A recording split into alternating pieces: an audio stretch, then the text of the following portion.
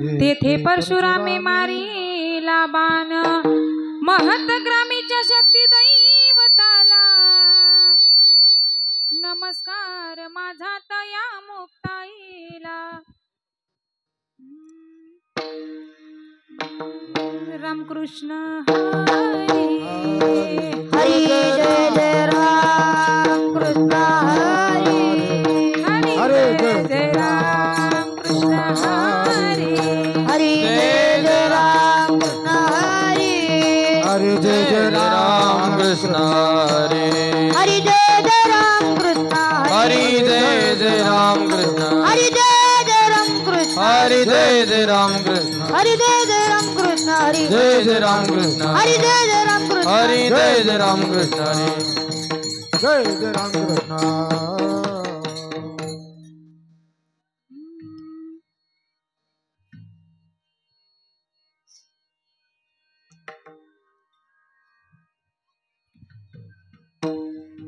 रूप पाहता लोचनी रूप पाहता लोचनी हा रूप पाहता लोचनी रूप पाहता लोचनी हा रूप पाहता लोचनी रूप पाहता लोचनी हा रूप पाहता लोचनी रूप पाहता लोचनी हे सुख झाले हो साजनी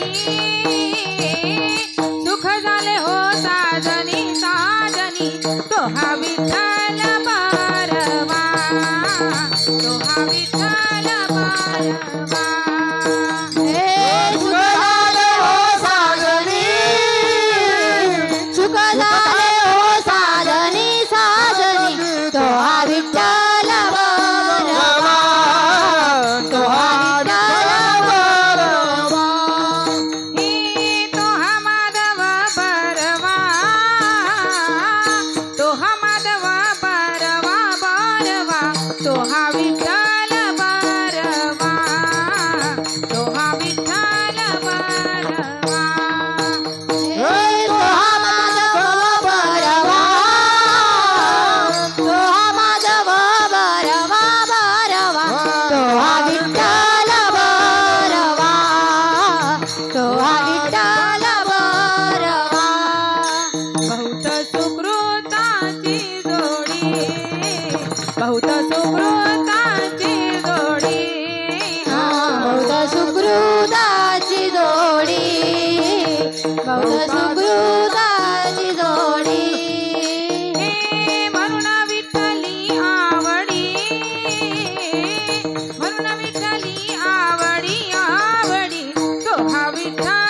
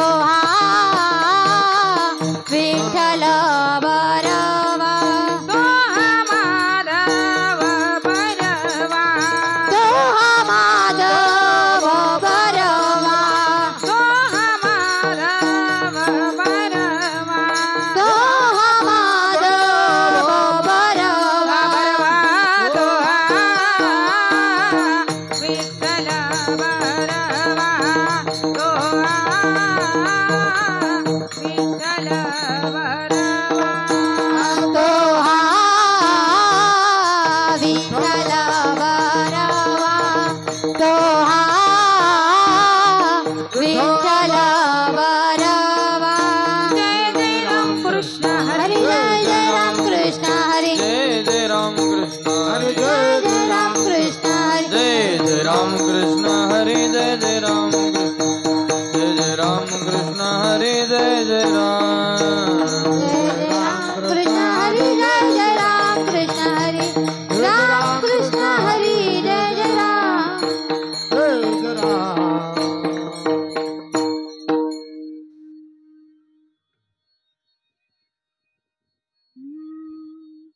इहलोकीचा हा देह इहलोकीचा देह इहलोकीचा हा देह इहलोकीचा देह देव इच्छिता ती पाहे देव इच्छिता ती पाहे देव इच्छिता ते पाहे देव इच्छिता ते पाहे देव इच्छिता ते पाहे देव इच्छिता ते पाहे धन्य आम्ही जन्मा आलो धन्य आम्ही जन्मालो धन्य आम्ही जन्मा आलो धन्य आम्ही जन्मालो दास विठोबाचे झालो दास विठोबाचे झालो दास विठोबाचे झालो दास विठोबाचे झालो दास विठोबाचे झालो दास विठोबाचे झालो आयुष्याच्या या साधने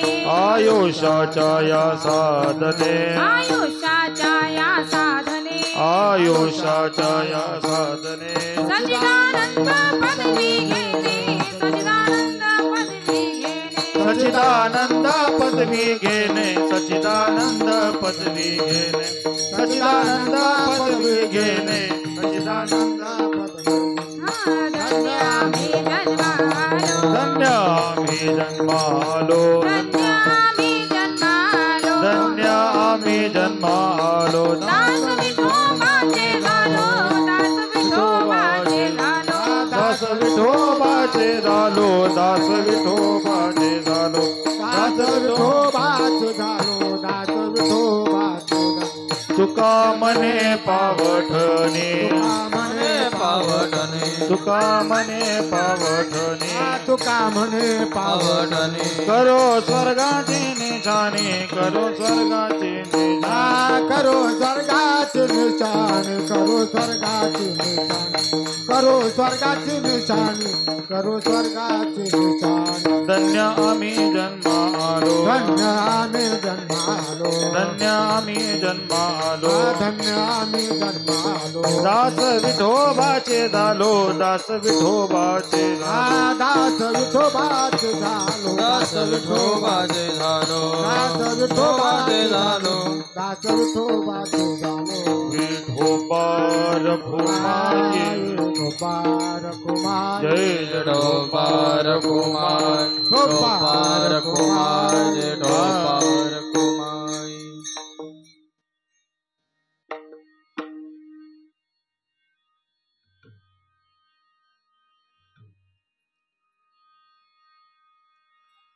हा इहलोकीचा देह हा इहलोकीचा देह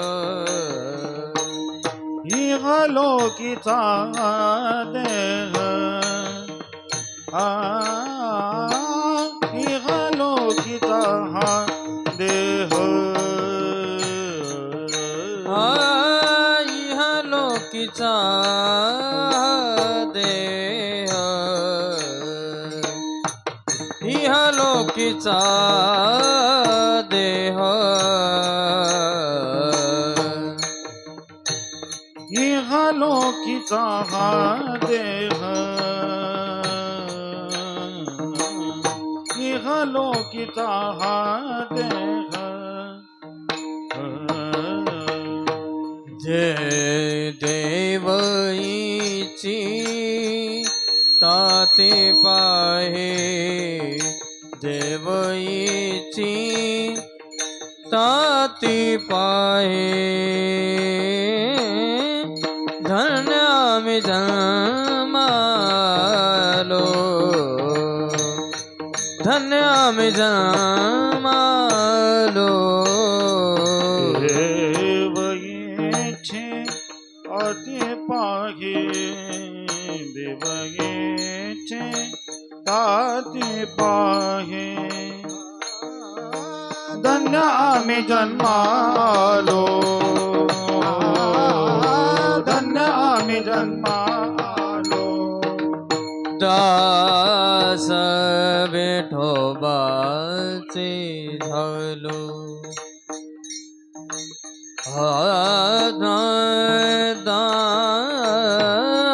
दास विठोबाचे झालो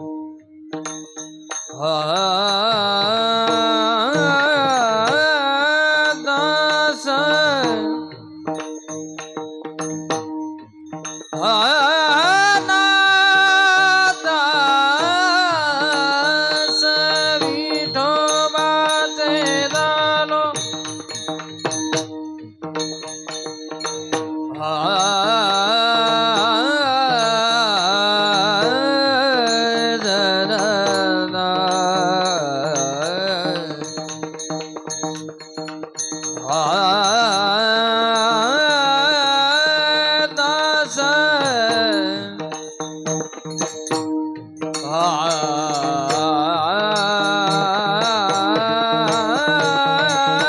दास दास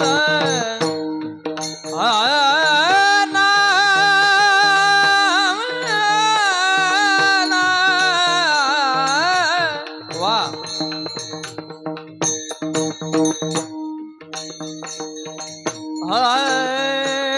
दास विठोबाचे झालो दास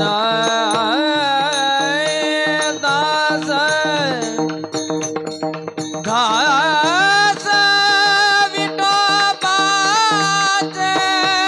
झालो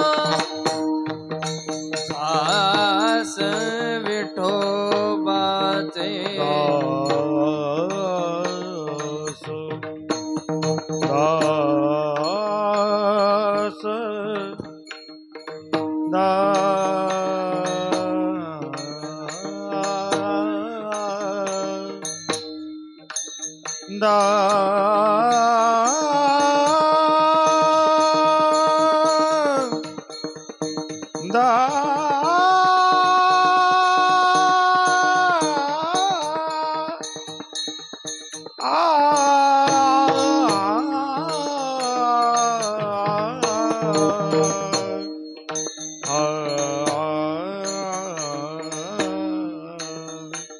धन्य आम्ही जन्म आलो दास विठोबाचे झालो दास विठोबाचे झालो दास विठोबाचे झालो दास विठोबाचे झालो धन्य आम्ही जन्मालो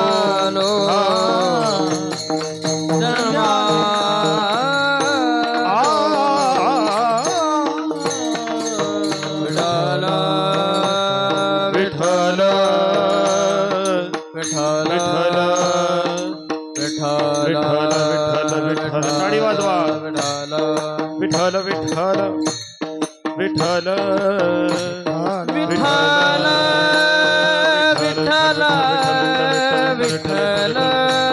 विठ्ठल विठ्ठल विठ्ठल विठ्ठल टाळी वाजवा.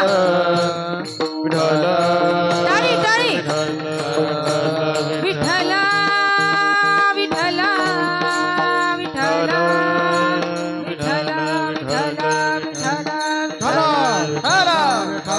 विठ्ठल बोला पुंडलिक ज्ञानदेव पंढरात भगवान ज्ञानेश्वर महाराज की जय जगद्गुरु तुकाराम महाराज की जय आदि शक्ती मुक्ताबाई की जय संताजी जगन्नाथ शिवाजी महाराज महाराज की की जय जय छत्रपती शिवाजी महाराज महाराज की जय विठ्ठल विठ्ठल विठ्ठल ठल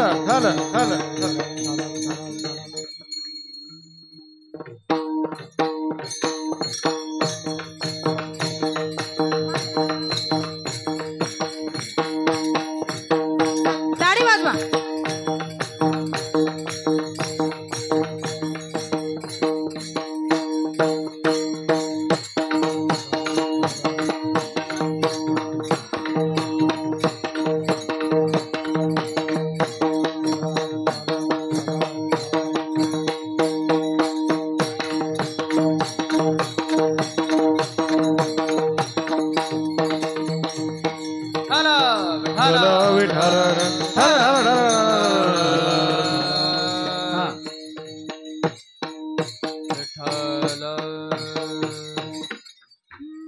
इहलोकीचा हा देह देव इच्छिता ती पाहे धन्य आम्ही जन्मालो दास विठोबाचे झालो महायोग पीठे तटे भीमरत्यम वरम पुंडलिकाय धातु मुनींद्रे समागस्य तिष्ठम तमानंद कंदम परब्रह्मलिंगम भजे पांडुरंगम पांडुरंग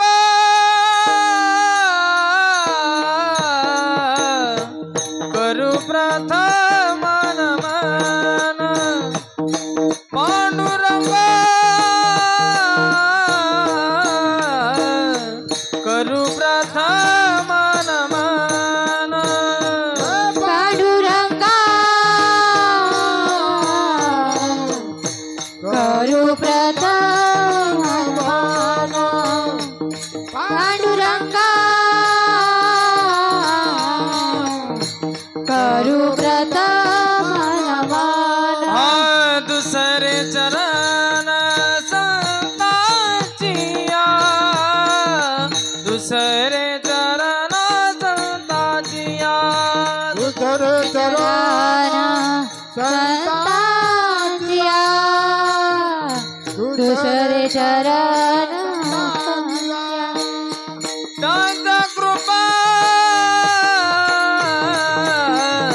दाने कथे विस्तारू दाता कृपा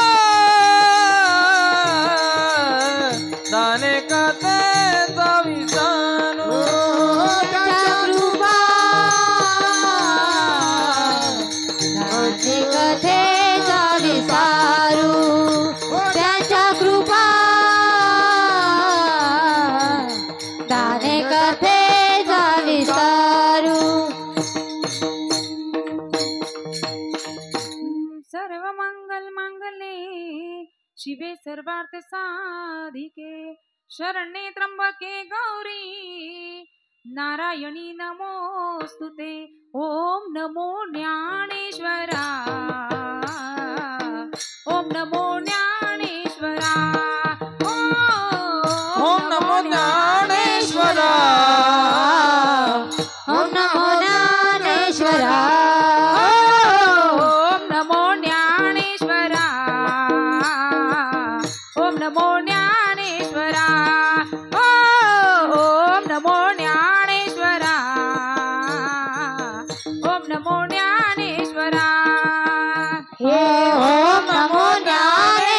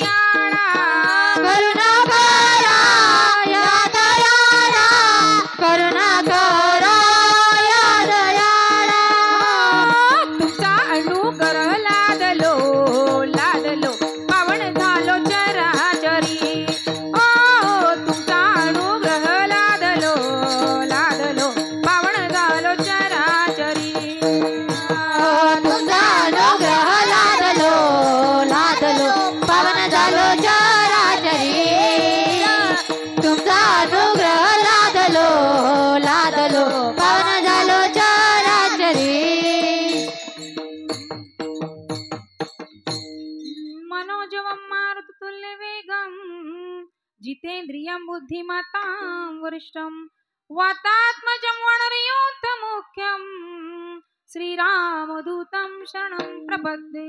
हे दुःख भंजन मारुती नंदन, हे दुःख भंजन मारुती नंदन, सुन लो मेरी पुकार, पवन सुत विनती वारंवार, पवन सुत विनती वारंवार।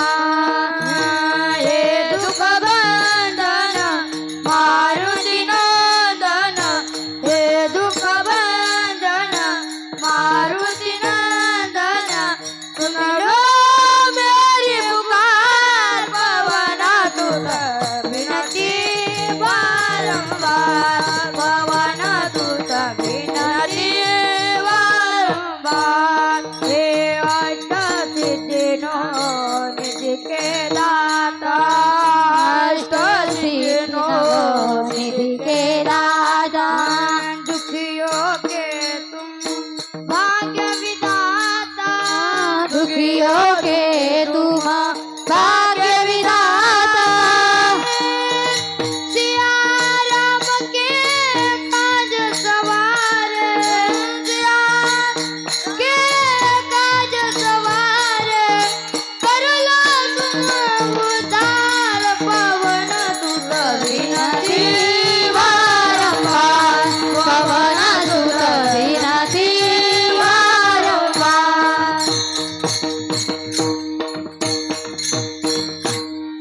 श्री राधा मेरी स्वामिनी, मैं राधे जी को दास, जन्म जन्म दीजो मोहे, वृंदावन को वास श्री राधे, वृंदावन को वास। विठला विठला विठला इहलोकीचा हा देह देव इच्छिता ती पाहे, धन्य आम्ही जन्मालो, दास विठोबाचे झालो। प्रस्तुत प्राप्त प्रसंगी कीर्तन रूपी सेवेसाठी निवडलेला अभंग जगद्गुरु जगतवंदनीय संत श्रेष्ठ संत शिरोमणी वैराग्याचे मूर्तिमंत पुतळे देहू निवासी छत्रपती शिवाजी राजांचे धर्मगुरु संत तुकोबराय यांचा 4 चरणांचा उत्कृष्ट असा अभंग आजच्या सेवेसाठी आपण निवडलेला आहे। विठ्ठल विठ्ठल या अभंगामध्ये तुकोबराय सांगतात की बाबांनो, हा जो नरदेह आपल्याला दिलेला आहे हा एवढा सर्वसाधारण नाही बर का, याची अपेक्षा स्वर्गातले देव सुद्धा करतात। कारण याच नरदेहामध्ये आल्यानंतर देवाची भक्ती करता येतं, देवाचं दास होता येतं, विठ्ठलाचं दास होता येतं। एक साधक म्हणतो, महाराज मग पुढे काय करायचं? मग त्यानंतर आपल्याला जी सर्वात श्रेष्ठ पदवी आहे सच्चिदानंद पदवी, ती आपल्याला प्राप्त करून घ्यायची आहे। आणि हे सगळं झालं तर स्वर्गाची वाट आपल्याला पावटणी करून घ्यायची आहे, असं महाराज या अभंगाच्या माध्यमातून सांगतात। विठ्ठल विठ्ठल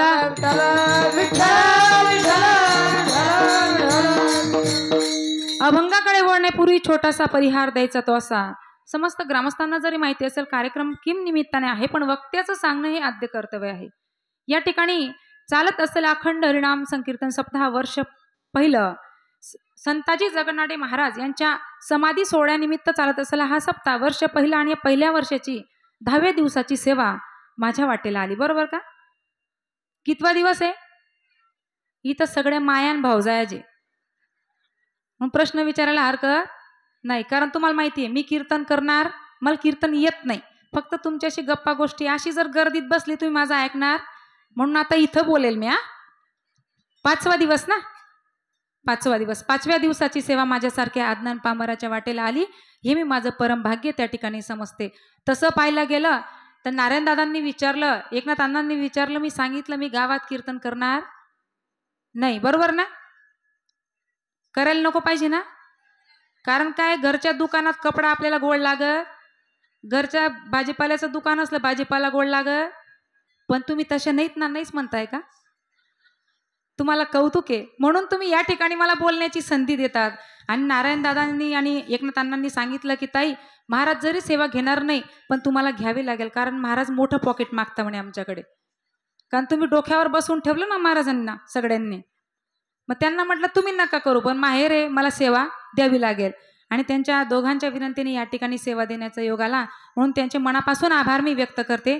या ठिकाणी कार्यक्रमाला ज्यांची उपस्थिती आहे, हार्मोनियम वादक आमचे गुरुस्थानी असणारे थोरात बाबा असतील, बाबांचे देखील मनापासून आभार व्यक्त करते.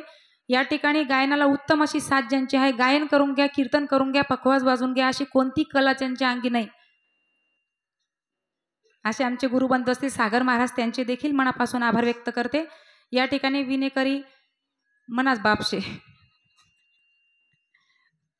त्या ठिकाणी महाराजांचे मनापासून आभार व्यक्त करते. इकडे आमचे चंदू बाबा, बाबांनी हातात माईक माझ्या बाबांनीच दिला होता. बाबा सप्ताला यायचे तेव्हा म्हणायचे म्हणा भजन म्हणा गवळण म्हणा, त्यांनीच लाईन लावली बरं का सगळी, म्हणून बाबांचे देखील मनापासून आभार व्यक्त करते. इकडे कार्यक्रम श्रवण करण्यासाठी माझे गुरुस्थानी असणारे पितृस्थानी असणारे सावता महाराज मोहाडीकर बाबासुद्धा येऊन उपस्थित राहिले. तिकडे बाबा आलेले आहेत, मला नाव माहीत नाही.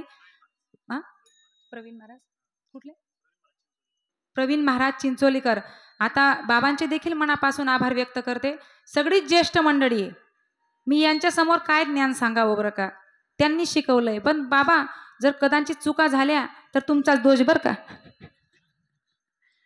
म्हणून सगळ्यांचे मनापासून आभार व्यक्त करते. इकडे तुमच्या सगळ्यांच्या संस्थेचे विद्यार्थिनी, संस्था तुमची आणि काम मी करते, त्यांचे देखील मनापासून आभार व्यक्त करते.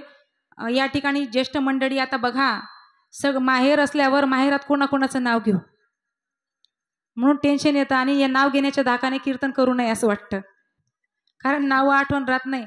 आई वडील तर राग भरत नाही, मायबाप राग भरणार नाही, पण भावजाया घरी जाऊन कळलालोशे राहणार नाही, म्हणून जरा भीती वाटते.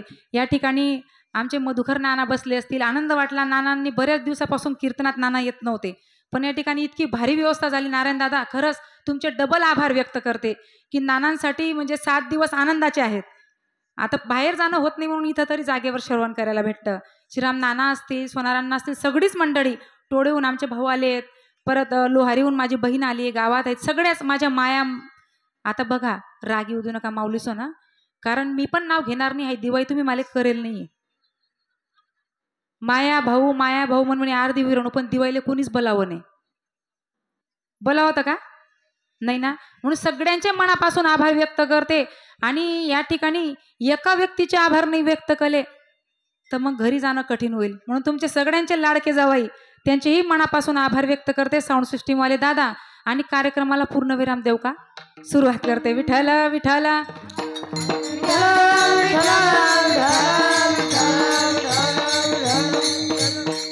हे बघा, संताजी महाराज यांच्या पुण्यतिथी निमित्ताने हा कार्यक्रम आहे.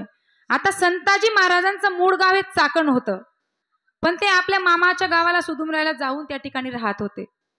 आता त्या ठिकाणी त्यांचा वडिलोपार्जित व्यवसाय म्हणजे तेल घाण्याचा व्यवसाय त्या ठिकाणी होता. संताजी महाराज आता मोठे झाले आणि त्यांनी विचार केला की संताजी महाराजांना आता शाळेत पाठवायचं. शाळेत म्हणजे इंग्लिश मिडियमला नाही बरं का, कोणत्या शाळेत, गौशाळेत. आता संताजी महाराज गौमाता घेऊन चारायला निघाले, भंडारा डोंगरावर त्या ठिकाणी चारण्यासाठी निघाले. आणि त्या ठिकाणी संताजी महाराजांच्या कानावर अभंगाच त्या ठिकाणी म्हणण्याचा आवाज आला. सुंदर असा अभंग त्या ठिकाणी चालू होता. संताजी महाराजांनी त्या ठिकाणी त्या दिशेने संताजी महाराज निघाले. आता ते अभंग म्हणजे तुकोबारायांचे अभंग काही आपल्या अभंगांसारखे नव्हते. त्या ठिकाणी ते अभंग ऐकल्यानंतर पशु पक्षी प्राणी सुद्धा ते अभंग ऐकायला बसून जायचे. एवढे सुंदर अभंग तुकोबाराय म्हणत होते. संताजी महाराज तिथं गेले, जवळ गेले, तुकोबाराय अभंग म्हणत होते. संताजी महाराज बसले आणि तुकोबारायांनी अभंग म्हणायला सुरुवात केली. आम्हा सोयरे वनचरे, वृक्षवल्ली आम्हा सोयरे वनचरे, वृक्षवल्ली आम्हा सोयरे वनचरे, वृक्षवल्ली आम्हा सोयरे वनचरे. पक्षी सुस्वरे आडवेते, पक्षी सुस्वरे आडवेते, वृक्षवल्ली आम्हा सोयरे वनचरे, वृक्षवल्ली आम्हा सोयरे वनचरे. पक्षी सुस्वरे आडवी, पक्षी सुस्वरे आडवी, वृक्षवल्ली आम्हा सोयरे वनचरे, वृक्षवल्ली आम्हा सोयरे वनचरे. संताजी महाराज त्या ठिकाणी अभंग ऐकण्यासाठी बसले. एवढे गोड अभंग की संताजी महाराज तुकोबारायांच्या प्रेमातच पडले. तिथून उठायला तयार नाही. तुकोबाराय सांगतात, तुकोबाराय प्रेमाने संतू म्हणू लागले. म्हणले, संतू अरे या ठिकाणी काय बसला अभंग ऐकत, तुझ्या गायी चारायला जा ना, त्या गायी कुठे निघून जातील. त्यावेळेस संताजी महाराज सांगतात, म्हणले महाराज चिंता करू नका, माझ्या गायी कुठेच जाणार नाही, कारण माझ्या गायींना सुद्धा तुमचे अभंग आवडायला लागले. ते तुमच्या अभंग ऐकल्याशिवाय चाराही खात नाही आणि दूध सुद्धा देत नाही, म्हणून ती चिंता करू नका. अरे म्हणले, मग तू या ठिकाणी बसून काय करशील, किती दिवस तू अभंग ऐकत बसशील, काय करणार आहे. म्हणले महाराज तुम्ही अभंग म्हणत जा, मी अभंग लिहायचं काम करेल. त्या ठिकाणी संताजी महाराजांनी एक झाडाचं पान घेतलं, गवताचा रस त्या ठिकाणी काढला आणि मोर पिसाच्या त्या काडीने अभंग लिहायला सुरुवात केली. ते अभंग लिहिले आणि घडलं काय, पुढे तुकोबाराय ज्यावेळेस त्यांच्या गावात होते, तुकोबारायांचे विरोधक तयार झालेले होते. त्या विरोधकांनी तुकोबारायांचा गाथा घेतला आणि इंद्रायणीमध्ये फेकून दिला. तो पाण्यात त्या ठिकाणी बुडाला आणि तुकोबारायांना राग आला. तुकोबाराय उपोषणाला बसले. 13 दिवस उपोषण चालू होतं. इकडे संताजी महाराजांना माहिती झालं. संताजी महाराजांनी काय केलं, ते लिहिलेले जे अभंग होते ते सगळे पानं गोळा केली आणि ज्या ज्या गावांना तुकोबारायांनी त्या ठिकाणी कीर्तन केले होते त्या ठिकाणी त्यांनी अभंग झालेले होते, ते अभंग त्या लोकांनी लिहून ठेवले होते. सगळं गोळा केलं आणि एक गाथा त्या ठिकाणी तयार केला आणि तुकोबारायांकडे आल्याने सांगितलं, म्हणलं तुकोबाराय चिंता करू नका, मी गाथा या ठिकाणी आणलेला आहे, तुम्ही चिंता करू नका. तुकोबाराय त्या ठिकाणी प्रसन्न झाले, त्यांना आनंद वाटला आणि सांगू लागले, म्हणले संतू माग, तुला काय मागायचं माझ्याकडे. त्यावेळेस संताजी महाराज सांगतात, मला काही नको, पण ज्यावेळेस आपण गायी चारायला गेलो त्यावेळेस एक वचन तुम्ही दिलं होतं की असं की मी जर मेलो तर 3 मूठ माती तुम्ही मला देणार आणि तुम्ही जर मेला तर 3 मूठ माती मी तुम्हाला देणार, ते वचन तुम्हाला पाळावं लागेल. तुकोबारायांनी सांगितलं ठीक आहे, मी ते वचन त्या ठिकाणी पाळणार आहे. आणि तुकोबारायांची शपथ खरी झाली. या ठिकाणी घडलं काय, पुढे संताजी महाराज त्या ठिकाणी तेल घाण्याजवळ गेले आणि इकडे तुकोबाराय वैकुंठाला जाण्यासाठी निघाले. इतर मंडळी, गावातली मंडळी संताजी महाराजांकडे गेली. सांगितलं, म्हणले संताजी महाराज अहो, म्हणले तुकोबाराय वैकुंठाला चालले. संताजी महाराज सांगतात, ठीक आहे येतो मी, एवढा तेल घाणा काढून त्या ठिकाणी येतो. पण जोपर्यंत संताजी महाराज जातात तोपर्यंत तुकोबाराय मात्र वैकुंठाला निघून गेले. संताजी महाराज रडायला लागले, खंत करायला लागले. म्हणले तुकोबाराय तुम्ही मला वचन दिलं होतं आणि तुम्ही न सांगता निघून गेले. आता तुकोबारायांसाठी भागीरथी रडली हे सगळ्यांना माहिती आहे, पण तुकोबारायांसाठी संताजी महाराज सुद्धा रडले हे आपल्याला माहित नाही. संताजी महाराज रडू लागले. एक एक दिवस जात होता, त्या ठिकाणी खंत करू लागले. आता संताजी महाराजांनी ठरवलं की आपण पंढरपूरला जायचं. संताजी महाराज पंढरपूरला जाण्यासाठी त्यांचा मुलगा बाडोबा त्याला सांगितलं, म्हणले बाडोबा मी पंढरपूरला दर्शनासाठी जातो, तू एक काम कर, गावात जेवढी मंदिरं आहेत या तेल घाण्यामधून तेल काढ आणि त्या मंदिरांना तेल पुरव. बाडोबाने होकार दिला. संताजी महाराज निघाले पंढरपूरला जाण्यासाठी. या ठिकाणी बाडोबाने आपला बैल त्या घाण्याला झुपला आणि त्या ठिकाणी त्या बैलाला मारू लागला. बैल काही चालायला तयार नव्हता, बैल चालत नव्हता, बैल खातही नव्हता. तो बाडोबा आणि संताजी महाराजांची पत्नी चिंतेत पडले. एकामागे एक दिवस गेले, बरेच दिवस झाले. संताजी महाराज वापस आले. विचारलं, म्हणले काय रे बाडोबा, तू तेल काढलं नाही घाण्यामधून? म्हणले काय करावं बाबा, हा बैल चालतही नाही आणि चारा खातही नाही. संताजी महाराज जवळ आले आणि तुकोबारायांचे अभंग म्हणायला सुरुवात केली. त्या बैलाने अभंग ऐकले आणि संताजी महाराजांनी हातामध्ये चारा घेतला, त्या बैलाच्या तोंडाजवळ नेला.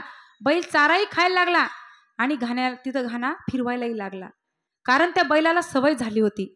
जोपर्यंत तुकोबारायांचे अभंग तो ऐकत नव्हता तोपर्यंत तो चाराही खात नव्हता आणि ते घाण्याला चालतही नव्हता.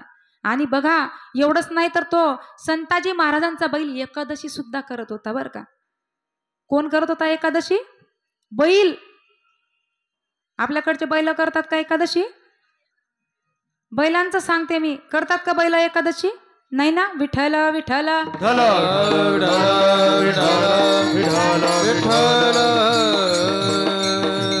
बैल सुद्धा एकादशी करायचा. आता एक मागे एक दिवस गेले. संताजी महाराज तुकोबारायांची खंत करू लागले, माझा मित्र गेला. आता बघा मित्र असा होता, आठवण करण्यासारखा होता, म्हणून मित्राच्या आठवणीमध्ये संताजी महाराज एक एक दिवस खचत होते.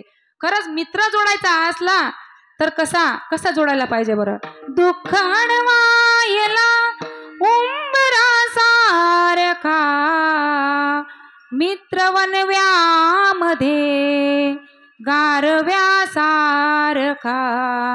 मित्रवनव्यामध्ये गारव्यासारखा. मित्र असा असायला पाहिजे जो दुःखामध्ये सुद्धा सोबत उभं राहायला पाहिजे. नाहीतर असा नको की तुमची चलती असली तर तुमच्याबरोबर रात्रंदिवस पार्ट्या करणारा मित्र नको. ज्यावेळेस तुमच्यावर संकट आली त्यावेळेस तुम्हाला सोडून देणारा मित्र नको. संकटात पाठीशी उभारणारा मित्र असायला पाहिजे. आता संताजी महाराजांची तब्येत दिवसेंदिवस खराब होऊ लागली. संताजी महाराजांनी आपला देह आता ठेवला आणि त्या ठिकाणी चौधरी समाज, त्यांची जी स्मशानभूमी होती, सगळा चौधरी समाज मिळून त्या संताजी महाराजांना त्या ठिकाणी स्मशानभूमीमध्ये घेऊन गेले आणि संताजी महाराजांना तिथे कुरलं. सगळेजण माती टाकत होते, माती टाकत होते. आता माती टाकत टाकत तोंडापर्यंत आले. तोंडावर माती टाकू लागले. पण जसं कोणी तोंडावर माती टाकायला गेलं तसं संताजी महाराज उठून बसायचे. लोक घाबरायला लागले. सगळे म्हणायला लागले भूत आलं, भूत आलं. सगळे पडायला लागले. आता भाऊबंदकी कशी असते बरं का, म्हणे जाऊ द्या, आपल्याला याच्या नांदी काही मरायला परवडणार नाही. सगळे पळून गेले. पण मुलगा होता, पोटचा मुलगा. बाडोबा म्हणतो जर मी माझ्या बापाला इथं असं सोडलं, आता पाहायला गेलं जिवंत नव्हते आणि ते जिवंत नव्हते तरी उठून बसायचे. करावं काय, त्याला चिंता पडली. पण बाप होता, सोडता येत नव्हतं. म्हणून बाडोबाने काय केलं, जवळच एका झाडावर बसून राहिला. रात्र झाली आणि अर्ध्या रात्री त्या ठिकाणी तुकोबाराय, विमानावर तुकोबाराय आले.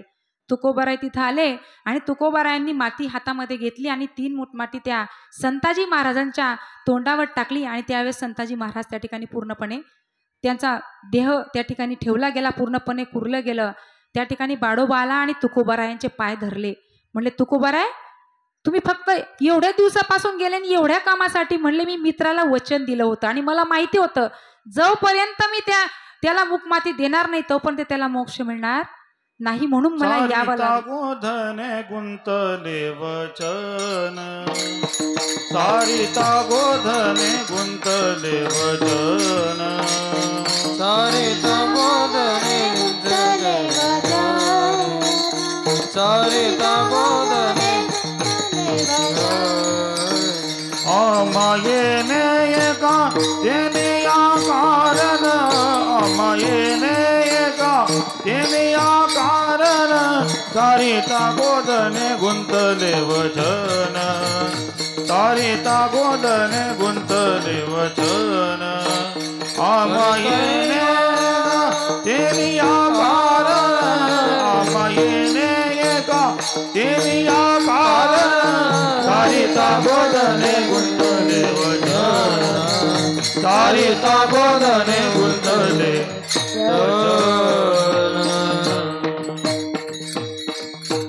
विठ्ठल विठ्ठल.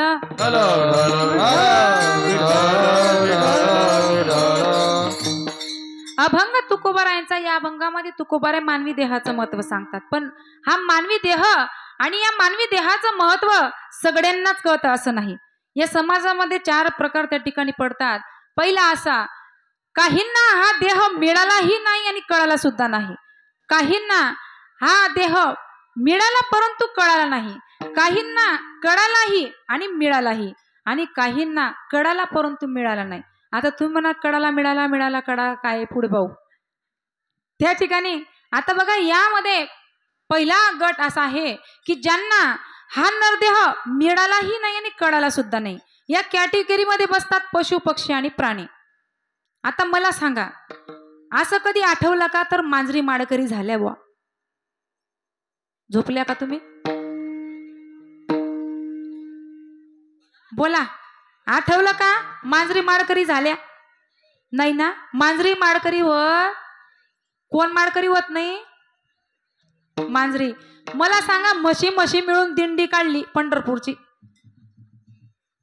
असं कधी आठवलं का? आता दिंडीला कोण जात नाही? कोण जात नाही दिंडीला? म्हशी. असं कधी आठवलं का बैलांनी एकादशी केली? आठवत नाही, कारण बैल एकादशी करत नाही. म्हणजे एकादशी करत नाही ते कोण? बैल. बरं एवढं जाऊ द्या, गाढवं कीर्तनाला आली, कधी आठवलं का आपल्याला? म्हणजे कीर्तनाला येत नाही ते कोण? ते तुम्ही म्हणा, मी नाही म्हणणार. विठ्ठल विठ्ठल.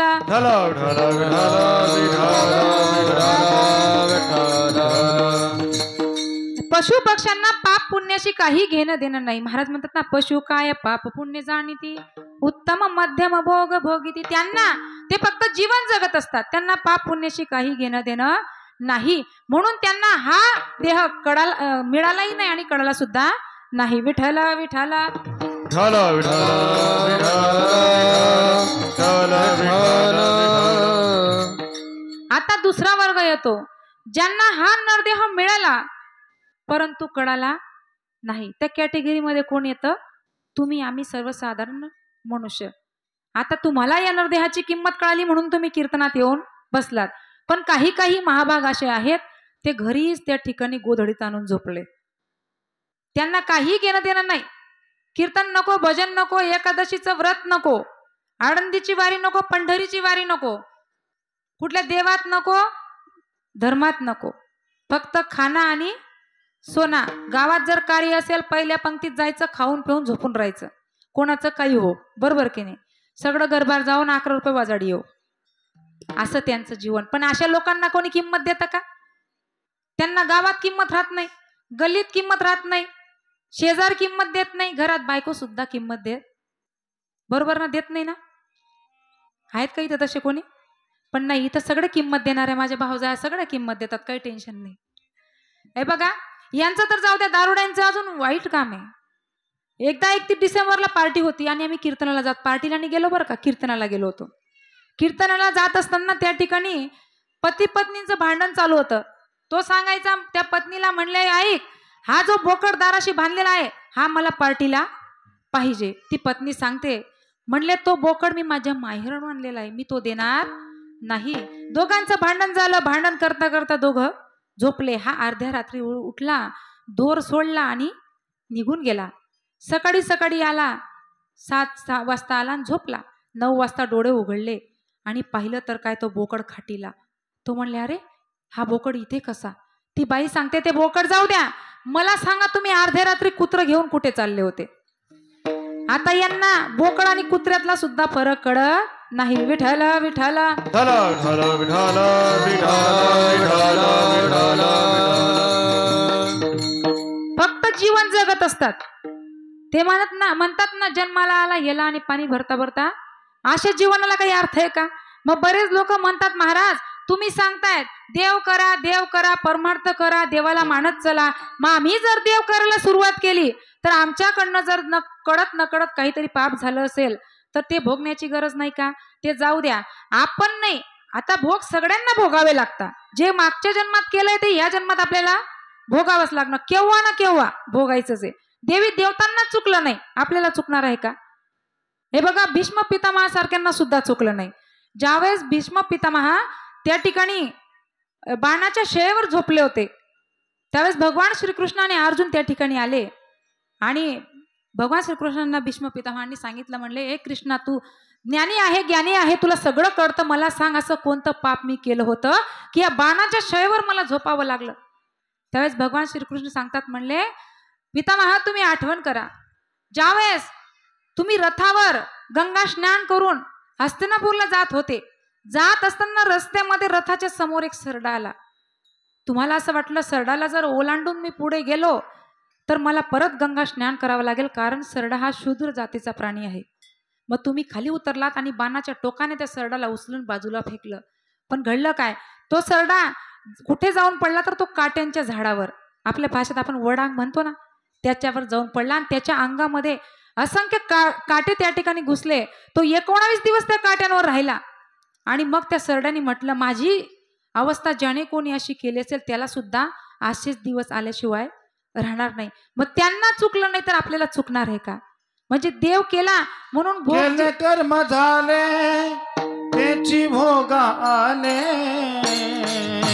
केले कर्म झाले त्याची भोग आले, हो केले कर्म झाले त्याची भोग आले, केले कर्म झाले त्याची भोग आले, केले कर्म झाले त्याची भोग आले, केले कर्म झाले त्याची भोग आले, केले कर्म झाले त्याची भोग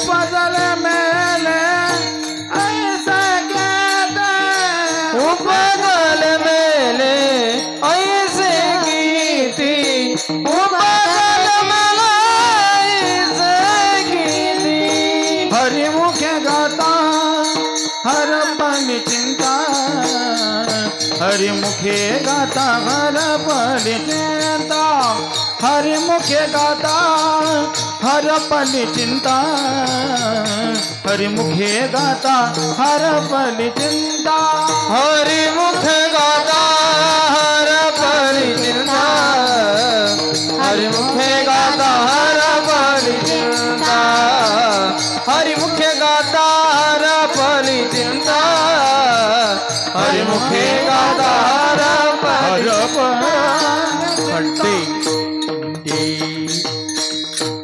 आपण सगळं सहज पाहतो. देवाचं नाम चिंतन करायच्या आधी सगळं मिळेल का आपल्याला? नाही. बरेच लोक सांगतात म्हणले महाराज तुम्ही सांगतात देव आहे देव आहे, मग तुमचा देव आम्हाला तर काही दिसत नाही. आता मला सांगा, एवढे जप तप करणारे ज्ञानी ज्ञानी होऊन गेले त्यांना देव दिसला नाही, आपल्याला देव दिसणार आहे का? मग देव दिसत नाही म्हणून नाम चिंतन करायचं नाही का? चिंतन करायला पाहिजे. असंच बघा, एका गावामध्ये सप्ताह चालू होता. सप्ताह चालू होता त्या ठिकाणी सर्वच महिला त्या ठिकाणी कीर्तनाला यायच्या, त्यांच्या घरची सगळी मंडळी यायची, पण एका बाईचा माणूस काही येत नव्हता कीर्तनाला. तिला राग आला. ती म्हणे का हो सगळेजण कीर्तनाला येतात, तुम्ही काय येत नाही? तो म्हणे मला भजन कीर्तन आवडत नाही. बरेच लोक असे असतात त्यांना भजन कीर्तन आवडत नाही. ते म्हणतात या बुवा लोकांना काय काम असतं, उठले की सुटले इसगाव तिसगाव, पुढचं तुम्हाला माहिती आहे, फिरतात. तो येत नव्हता. माता बायांकडे सोपा उपाय आहे. जर माणूस ऐकत नसला तर काय करावं लागतं?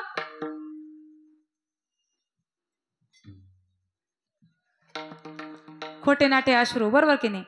खोटे नाटे अश्रू काढले की त्या माणसाला त्या ठिकाणी घाबरावं लागतं, कारण आता भेटत नाही म्हणून घाबरावं लागतं. 2-2, 3-3 लाख रुपये देऊन मी टाळा नाही. मग त्या ठिकाणी तो म्हणे ठीक आहे चल, काही रडू नको, येतो मी तुझ्यासोबत. आला आणि असा लांब बसला. इथलं नाही बरं का, तिथलं सांगते मी, तर जागा नाही म्हणून तुम्ही बसलात तिकडे. असा लांब त्या ठिकाणी बसला आणि कीर्तन संपल्या जवळ आला त्या महाराजांजवळ आणि महाराजांना सांगतो, म्हणले महाराज तुम्ही देव आहे केव्हाचं सांगताय, पण मग तुमचा देव आहे तरी कुठे? आता महाराजांना चिंता पडली, याला देव सांगायचा कुठे, देव आता याला दाखवायचा कसा? म्हणले एक काम करा, तुम्हाला देव पाहायचा आहे का? तुम्ही असं करा, आता नाथषष्ठी आहे, तुम्ही पैठणला जा आणि त्या ठिकाणी नाथदाबाच्या वाड्यात जा. ज्या वेळेस सर्वच लोक हौदात पाणी टाकतील तेव्हा हौद भरणार नाही, पण देव आले आणि ते पाणी हौद जेव्हा भरला तेव्हा समजून घ्यायचं ज्याच्या हाताने हौद भरला की हा देव आहे. आता त्याला आनंद झाला. त्याला असं वाटलं आपण कधी उपवास केला नाही, काही नाही, कधी कीर्तनात नाही, भजनात नाही, तरी आपल्याला देव भेटणार आहे. घरी आला, त्याच्या पत्नीला सांगतो, म्हणले काय गे बॅग भर माझी, मला वारीला जायचे. ती म्हणे आतापर्यंत कोणाच्या सुखात दुःखात जो माणूस उभा राहिला नाही, कधी भजन कीर्तनात नाही, आणि या बाबांनी असं काय सांगितलं की हा माणूस डायरेक्ट वारीला निघाला. पण चांगली गोष्ट आहे, आनंदाची गोष्ट आहे, कारण ती बी खेरकाडा मांगी होती. बॅग भरली आणि दिली त्याच्याकडे बॅग आणि तो निघाला. आता त्याला काय आनंद होता की मला देव भेटणार आहे, मला सहज देव भेटेल, म्हणून तो निघाला. आणि दिंडी इथं चालायची, तो पुढे चालायचा, दिंडी पुढे चालायची, तो मागेच, कारण तो दिंडीत नव्हता ना, वारीत नव्हता ना तो. आता बरेच लोक वारीत जात नाही, वारीत फक्त मजा मारण्यासाठी जातात, खाऊन पिऊन मजा मारण्यासाठी. तसा तोही गेला. एक दिवस आधीच तिथं पैठणला पोहोचला आणि नाथबाबाच्या वाड्याजवळ मध्ये जाऊन बसला आणि त्याचा आनंद मावत नव्हता. आता मला देव दिसणार आहे, मला सहजच देव दिसेल, त्याच्या मनामध्ये आनंद. आता इकडे देवाला चिंता पडली. म्हणले अरे एवढे लोक माझं त्या ठिकाणी नाम जप करतात, जपी तपी होऊन गेले, मी त्यांना सुद्धा दर्शन दिलं नाही, आता याला दर्शन कसं देऊ? तिथं गेल्याशिवाय पर्याय नाही, आणि मी गेलो तर याला सहज कळेल, त्याच्यामुळे करावं काय? देव रुक्मिणी मातेजवळ गेले आणि रुक्मिणी मातेला सांगतात, म्हणले रुक्मिणी एक काम कर ना, तुझा शालू मला दे ना, तुझा शृंगार मला दे ना. रुक्मिणी माता डोक्याला हात लावतात. म्हणले बाई काय झालं या माणसाला? म्हणले अहो तुमचं काय डोकं बिक्कं फिरलं की काय? असं का सांगताय तुम्ही? कारण बाया सहज म्हणून देता माणसांना, तुमचं डोकं फिरलं का काय? या माणसाला डोकं, बरोबर म्हणतो ना आपण, या माणसाला डोकं नाही असं म्हणतो ना. हे बघा रात्रंदिवस कष्ट ते करतात, आपल्याला त्या ठिकाणी आरामात ठेवतात, तरी त्यांना डोकं, बरोबर की नाही? आपण सांगितलं तुमच्या आई वडिलांना सांभाळायचं नाही, ते लगेच आई वडील सोडून देतात, खरंच त्यांना डोकं, बरोबर की नाही? त्यांना डोकंच नाही, ते विनाकारण तुम्हाला सांभाळत आहे. विठ्ठल विठ्ठल विठ्ठल विठ्ठल विठ्ठल. त्या ठिकाणी भगवंत सांगतात, म्हणले रुक्मिणी तुला माहित नाही? म्हणले काय? अगं मी शालू का मागतोय? कारण अर्ध तिकीट झालंय म्हणून. मला गावाला जायचंय, अर्ध तिकीट झालं. एवढंच नाही, लाडकी बहीण योजना सुरू झाली, बरोबर की नाही? मग मी जर शालू घातला तर मला 1500 का 1500 कालच हप्ता पडला ना. मग तुम्हाला एक सांगेल, जर चालू ठेवायचा असेल सप्ताह तर जमा करा एक हप्ता. आणि जर तुम्ही त्या ठिकाणी नाही दिला हप्ता आणि नाही केला सप्ताह तर तुमचा बंद पडेल हप्ता. कोण कोण देईल बरं इथं हप्ता सांगा बरं? जसं काय तुम्ही त्यांच्या शिंदेच्या शेतामध्ये गेले होते का कामाला? बंद करेल पुरडेल मग तो. सरकार बी अन्याय करतात. बिचारांना दिवस उगला का दे 10 रुपये पुढिले, दे 10 रुपये पुढिले मागतात का नाही? दिवसभर मागतात ना तुमच्याकडे. मग सरकारने यांचा विचार केला का? 1500 रुपये तुम्हाला सांगून दिले, पण त्यांना 1000 तर द्यायला पाहिजे होते की नाही? म्हणजे जेणेकरून सकाळी तुमच्याकडे हात फैलवायची गरज पडली असती का? नाही ना. मग तुम्ही माणसांना म्हणतात ना थोडंसं डोकं कमी राहतं म्हणे. ते माझं माहेर आहे म्हणून बोलते बरं. इथं माझे भाऊच आहेत सगळे. बाहेर हिंमत नाही होत बोलायची, बाहेर बोलावं बी लागत नाही आपल्याला, काय करणं. तुम्ही ना आता इलेक्शन होतं त्यावेळेस तुम्ही उपोषणला बसले पाहिजे होते. तुम्ही सांगायला पाहिजे होतं, जर आम्हाला 1000 रुपये महिना नाही मंजूर केला तर आम्ही त्या ठिकाणी मतदान करणार नाही. पण तुम्ही 1000 रुपयात खुश होऊन गेले 5 वर्षापर्यंत. 5 वर्षाचे 1000 रुपये एका दिवसात तुम्हाला 1000 रुपये अपूर्ण पडता पार्टी करायला गेले तर, बरोबर की नाही? आता याच्या पुढे असं करू नका बरं का. जेवढा पगार यांचा वाढला तेवढा तुम्ही सरकारकडे मागा. तुम्हाला बी पोटपाणी आहे का नाही? विठ्ठल विठ्ठल विठ्ठल विठ्ठल विठ्ठल. त्या ठिकाणी सर्व शृंगार देवाने केला. असा शृंगार केला, असा शृंगार केला. पुतड्या डोरलं साकड्या पैजन कमरेला कंबरपटा. पुतड्या डोरलं साकड्या पैजन कमरेला कंबरपटा. नाकात नथ घालुनी सगळा थाट माट करुनी, सगळा थाट माट करुनी. बाई नेसली गा, बाई नेसली गा शालू पैठणचा. बाई नेसली गा शालू पैठणचा. बाई नेसली गा शालू पैठणचा. पुतळ्या डोरला सगळ्या पैजण कमरेला कंबरपटा. पुतळ्या डोरला सगळ्या पैजण कमरेला कंबरपटा. नाकात नथ घालुनी सर्व थाट माट करुनी, सर्व थाट माट करुनी. बाई नेसले गा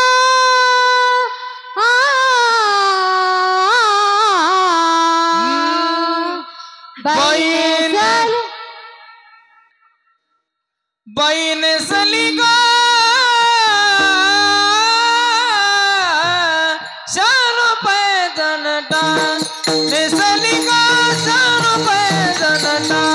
ओ नेसली गा शालू पैजणटा.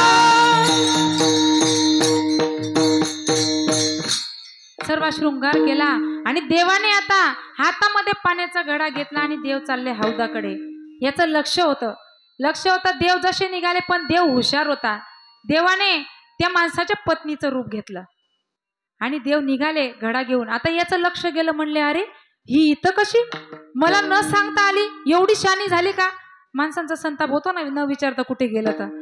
आता उठला आणि मागे जायला लागला. देव तिथं हौदापर्यंत गेले, तो घडा टाकला आणि तो हौद भरला. आता याचं लक्ष गेलं, म्हणले अरे हौद भरला, ज्याच्या हाताने हौद भरेल तो कोण?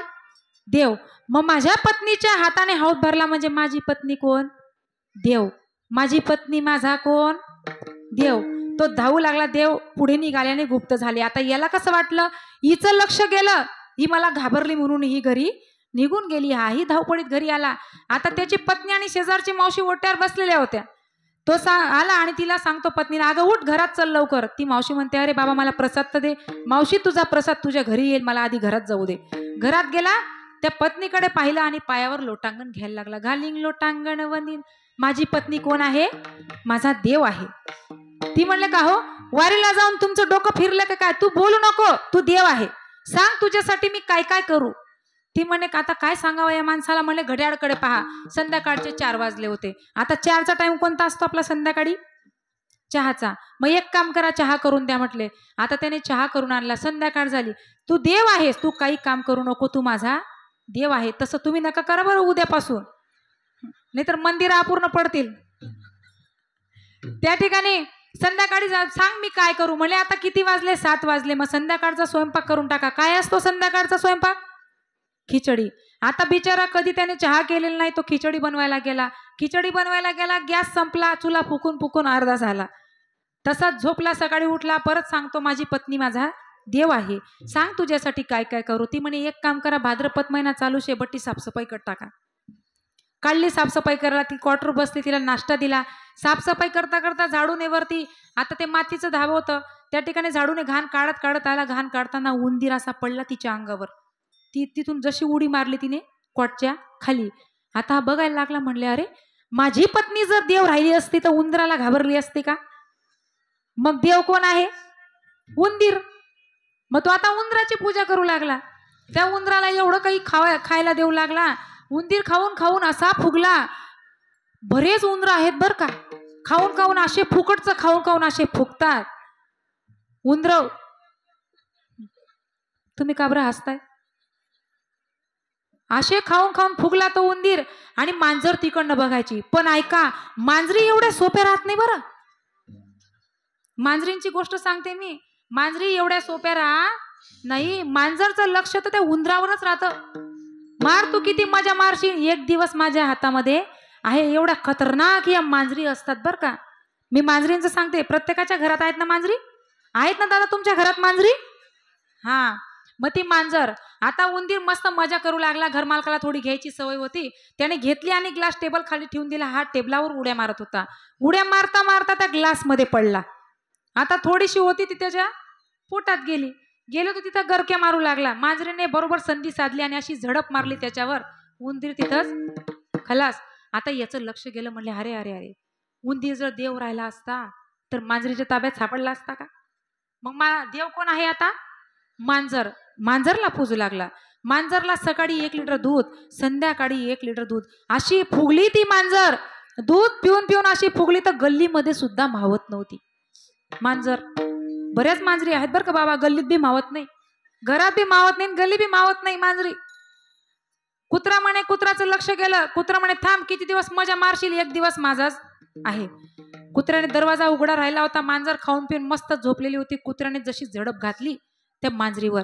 आता म्हणे, बघा खरंच आपलं चुकलं आतापर्यंत. कुत्रा हा खंडेराव आहे आणि खरा देव कोण आहे? मग कुत्रा आहे ना. मग तो खंडेरावला पूजायला लागला. सकाळी गरम गरम पोळ्या, संध्याकाळी गरम गरम पोळ्या. थोडस तुकडं फेकायचं आणि ते कुत्र भुकायचं. तुकडं फेकलं का कुत्र भुकायचं. आता कुत्र्यांना सवयच राहते तुकडं फेकल्यावर भुकायची, बरोबर की नाही? ते भुकायचं. आता त्याला असं वाटलं माझंच राज्य आहे, मस्त मज्जा करू लागला. आता घरात दारात सगळीकडे फिरायचं. बाई स्वयंपाक करत होती चुल्याजवळ.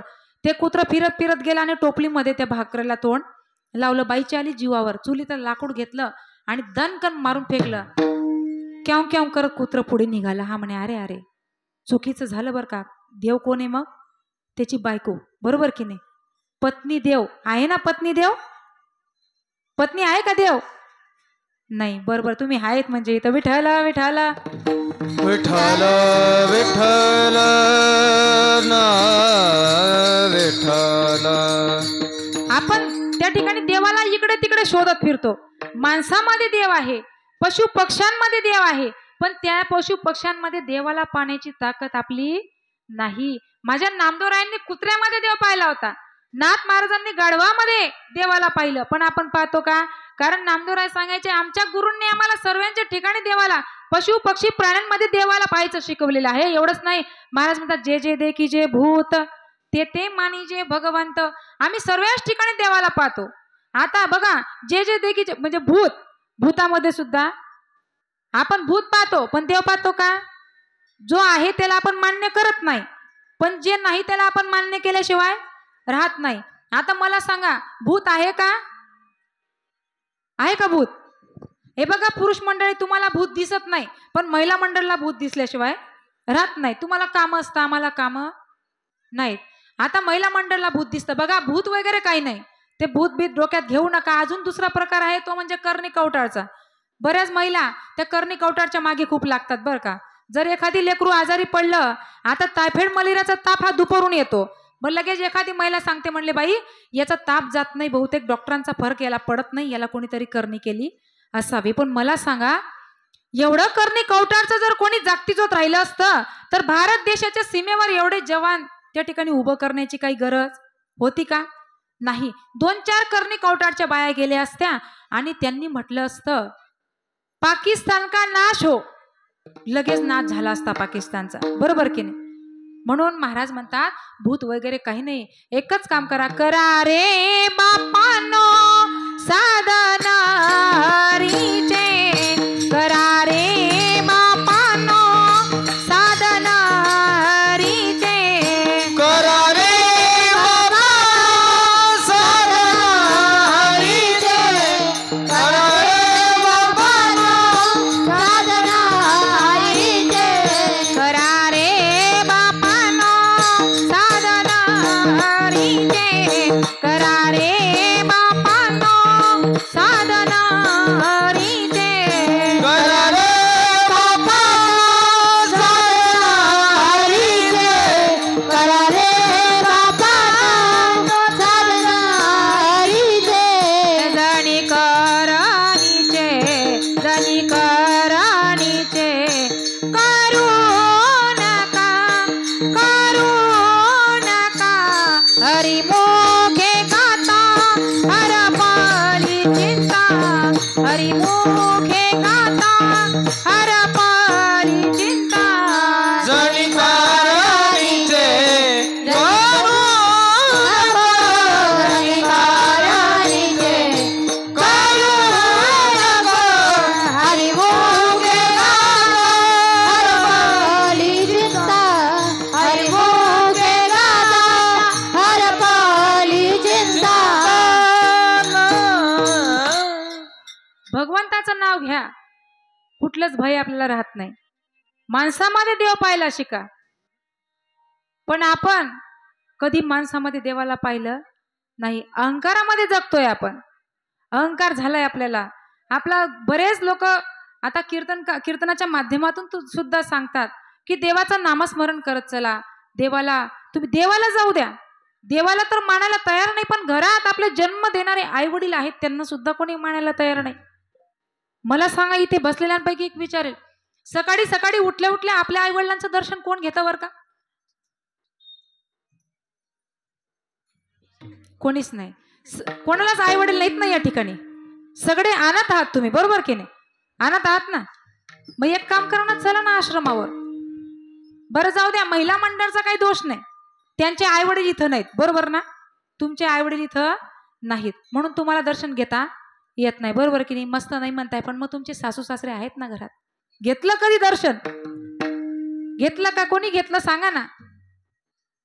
जमत नाही आपलं. आपण देवळात जातो, एवढं मोठं आरतीचं ताट घेऊन लोकांना देखावा करण्यासाठी जातो, बरोबर की नाही? लोकांना देखावा करतो आपण. पण मंदिरात जाताना एक विचार करा, मंदिरात जाण्याचा अधिकार आपल्याला आहे का? आपण जर घरात असलेल्या सासू सासऱ्यांना सांभाळत नाही किंवा त्यांचं कधी आपण त्या चरणावर आपलं नतमस्तक आपण कधी झालो नाही त्यांच्या, आणि मंदिरात जातो, देव आपल्याला कधी प्रसन्न होणार आहे का? कारण देव वेड आहे का? ज्याने आपल्याला बनवलं त्याला कळतं ना हा कसा आहे, ही कशी आहे, बरोबर की नाही?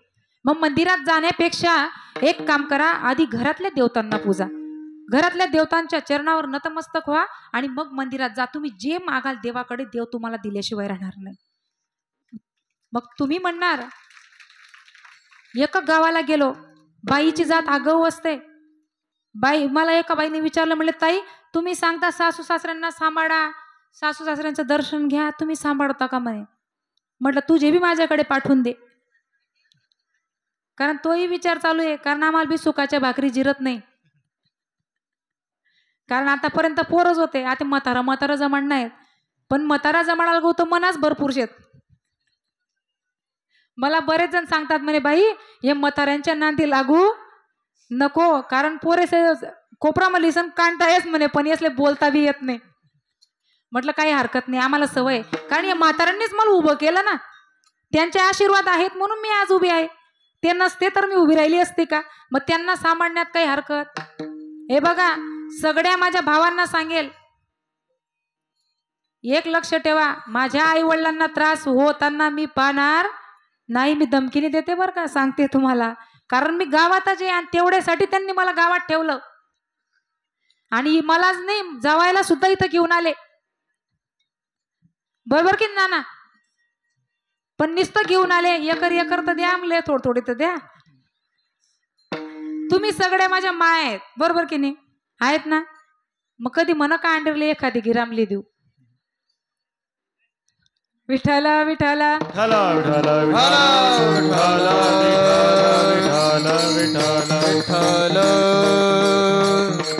तुमच्याकडून काही नको, तुमचे आशीर्वाद मला पाहिजे. कारण या पाचोऱ्यामध्ये जर मी उभी आहे तर तुमच्या जीवावर, तुमचे आशीर्वाद राहतील तोपर्यंत मी उभी राहील. आता ही जुनी मंडळी आहे नाना, तोपर्यंत आमची मजा आहे, आणि ते आहेत तोपर्यंतच खरा आनंद. मी म्हणणार नाही की नंतर माझे भाऊ किंवा माझे भावजाया माझ्यासाठी उभे राहणार नाही. पण ऐका, बापाची झोपडीमध्ये जो आनंद असतो तो भावाच्या सोन्याच्या बंगल्यामध्ये सुद्धा नाही बरं का. म्हणून ते नंतर काय होईल सांगता येत नाही.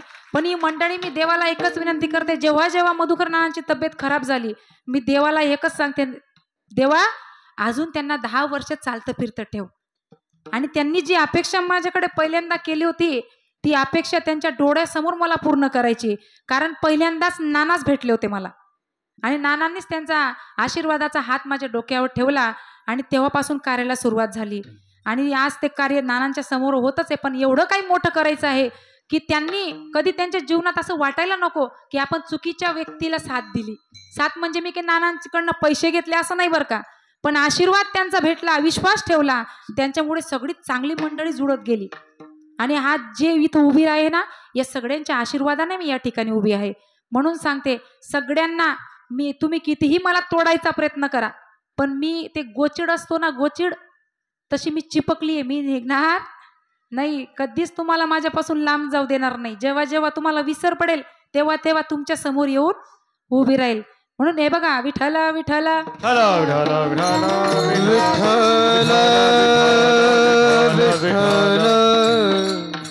म्हणून सांगते, भगवंताचं नामस्मरण करत चला. पण बऱ्याच ठिकाणी एखाद्याचा स्वभाव असतो ते कधी बदलत नाही. हे बघा, स्वभावावर नाही एक दृष्टांत मी धावतं सांगेल, कारण वेळ कमी आहे का. चाल देऊ रातभर.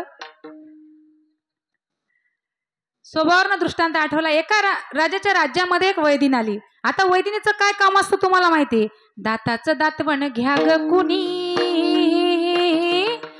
दाताचं दातवण घ्या ग कुणी, कुंकू घ्या कोणी काळा म्हणे, कुंकू घ्या कोणी काळा म्हणे, कुंकू घ्या कोणी काळा म्हणे, कुंकू घ्या कोणी काळा म्हणे, दाताचं दातवण घ्या ग कोणी, दाताचं दातवण घ्या ग कोणी, कुंकू घ्या कोणी काळा म्हणे, कुंकू घ्या कोणी काळा म्हणे, कुंकू घ्या कोणी काळा म्हणे, कुंकू घ्या कोणी काळा म्हणे. ती वैदिन त्या राज्यामध्ये आली आणि राजाने त्या ठिकाणी आपल्या राज दरबारामधून खिडकीमधून डोकावून पाहिलं की अरे, जिचा आवाज एवढा सुंदर, ती किती सुंदर असेल. आणि पाहिलं तर एवढी सुंदर मुलगी तिच्यासारखी पूर्ण राज्यात नाही. राजाच्या मनामध्ये विचार आला, आपण जर हिच्याशी लग्न केलं तर. राजा तिथून निघाला, राज दरबाराच्या बाहेर आला आणि तिच्या समोर जाऊन उभा राहिला. तिला म्हणतो, काय गे, माझ्याशी लग्न करशील का? त्यावेळेस ती वैदिन सांगते, म्हणजे सांगायला, एवढ्या मोठ्या राज्याचा राजा आहे, जनतेचा मायबाप तुला म्हणतात, पण मग तुला एवढी अक्कल नाही का? एखाद्या ज्या मुलीशी लग्न करायचं राहिलं तर लग्नाचा विषय त्या मुलीला नाही तर तिच्या वडिलांना विचारला पाहिजे. हे कोण सांगायचं? वैदिन. कोण सांगायचं? वैदिन. पण आताच्या वैदिनींना कळतं का की आई वडिलांना विचारून लग्न केलं पाहिजे? आताच्या वैदिनींना कळत नाही. तो म्हणला, ठीक आहे, तुझ्या बापाला विचारू. तो तिच्या बापाकडे गेला, सांगितलं, म्हणले, बाबा तुमची मुलगी मला आवडली, मला तिच्याशी लग्न करायचं आहे. आता तिच्या बापाने विचार केला, आपण कुठे राजाकडे गेलो, राजाच आपल्याकडे आला. मग त्याने सहज होकार देऊन टाकला. पण तो वैदिनीचा बाप एवढा मूर्ख होता, त्याला डोकंच नव्हतं. आता राजाकडे काही कमी संपत्ती होती का? त्याने सहज 10-5 लाख रुपये मागून घ्यायला पाहिजे होते, बरोबर की नाही? मागायला पाहिजे होते ना. प्रथा चालू आहे ना आपल्याकडे, मुलीच्या बापाने मुलावाल्यांकडे पैसे मागायचे चालू आहे ना. किती पैसे मागतात? लाख 2-2 लाख रुपये. निर्लज्ज धंदे या लोकांनी धरले. मुलीचा सौदा करतात, मुलीला विकतात तुम्ही. आयुष्यभर राबतात, कष्ट करतात, ते तुम्हाला पुरत नाही आणि मुलीचे 2 लाख रुपये पुरणार आहे का? निर्लज्ज सारखे सांगतात. आम्ही जर गेलो ना कुठे कार्यक्रमाला, घरी बोलवतात, हे मुलावाले बिचारे लाचार होऊन गेले. घरी बोलवतात, 1 कप चहाचा हातामध्ये देतात आणि ते तोंडापर्यंत जात नाही तेवढा सांगतात, ताई आमना पोऱ्याल पोर दे खाना. असा जड होतो तो चहाचा कप कोणाच्या घरी जाऊ नये. कारण मुलीवाल्यांना विचारणं म्हणजे मूर्खपणा होऊन गेला. एका बाईला विचारलं, म्हणलं ताई तुमच्या मुलीचं लग्न करायचंय का? म्हणलं ताई माझ्या मुलीचं एका ठिकाणचे आले 3 लाख द्यायला तयार होते, दुसऱ्या ठिकाणचे आले 5 लाख द्यायला तयार होते, आयरं बिरं गाड्या सगळं करून देणार होते, तरी मी माझी मुलगी दिली नाही. म्हटलं आता तुलाच गिऱ्हाईक लावायचं बाकी आहे ना. निर्लज्ज धंदे. सर्वात निर्लज्ज बाप तो असेल जो मुलीचा पैसा घेईल. राग येत असेल येऊ द्या, मुलीचा पैसा घेणं योग्य नाही. आधीच्या काळामध्ये जुने लोक सांगतात, मी काही नव्हती पण जुने लोक सांगतात, मुलीच्या घरचं पाणी सुद्धा पित नव्हते. आणि आताच्या निर्लज्ज लोक 2-2, 3-3 लाख रुपये मुलींचे घेतात. मुलींचा पैसा घेऊ नका. तिला आयुष्यभर स्वाभिमानाने जगू द्या सासरमध्ये. आपल्या पाचोऱ्यात घेत ना कोणी नाही, म्हणून तर मी स्वाभिमानाने बोलते. माझ्या माहेरमध्ये कोणी घेत नाही म्हणून मी बोलते. पण जर कोणी घेतले तर लोक मला स्टेजवरनं ओढतील बरं का. कोणी असं करू नका. विठ्ठल विठ्ठल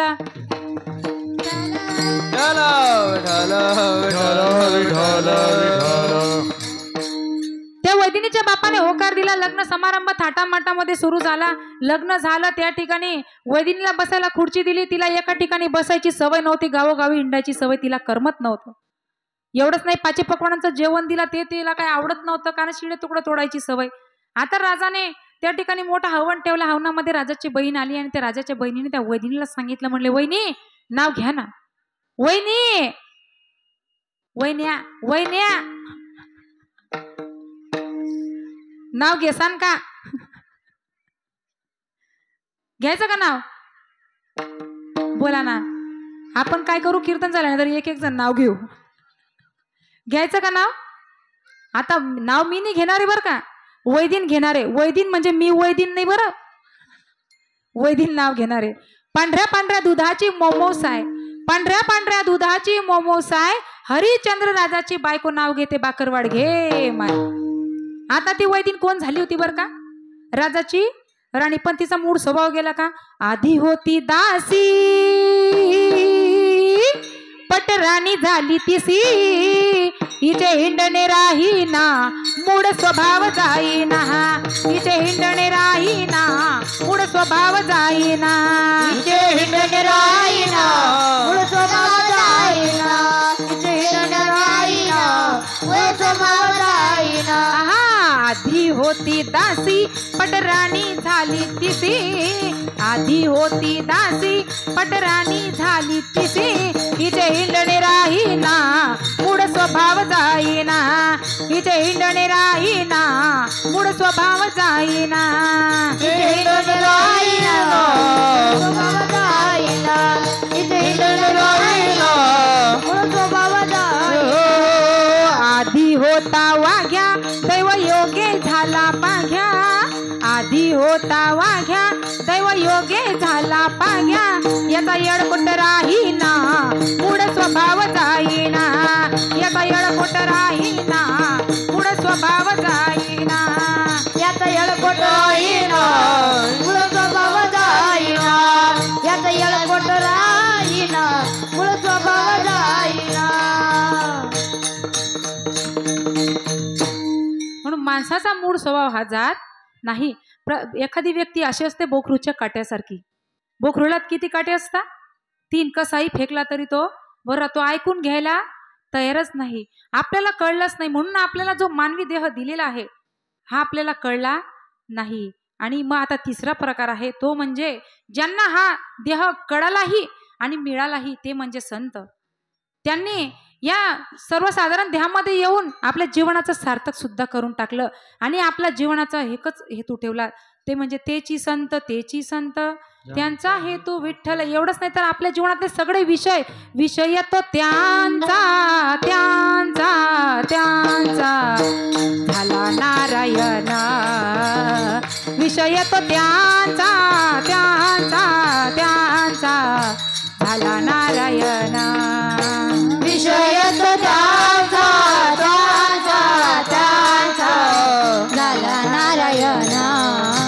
विषय तो त्यांचा त्यांचा त्यांचा झाला नारायण.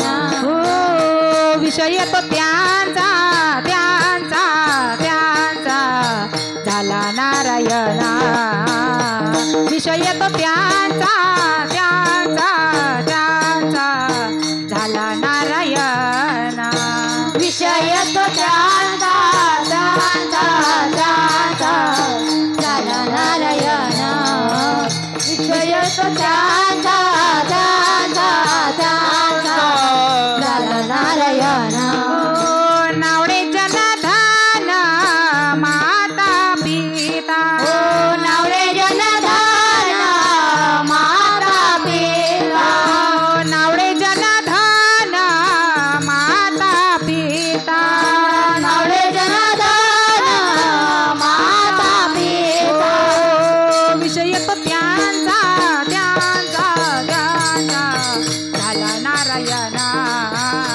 विषय तो त्यांचा त्यांचा त्यांचा झाला नारायण.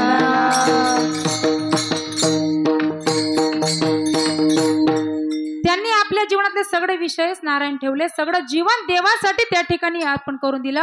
म्हणून त्यांना हा नरदेह मिळाला सुद्धा आणि कळाला सुद्धा. शेवटचा वर्ग ज्यांना हा नरदेह मिळाला नाही परंतु कळाला ते म्हणजे स्वर्गातले देव. आणि स्वर्गातल्या देवांना या देहामध्ये येऊन त्या ठिकाणी याच देहामध्ये मोक्ष मिळतो म्हणून या नरदेहामध्ये येण्याची अपेक्षा केली. आणि त्या ठिकाणी म्हणतात स्वर्गीचे अमर इच्छिताती देवा स्वर्गीचे अमर. इच्छिताती देवा स्वर्गीचे अमर इच्छिताती देवा.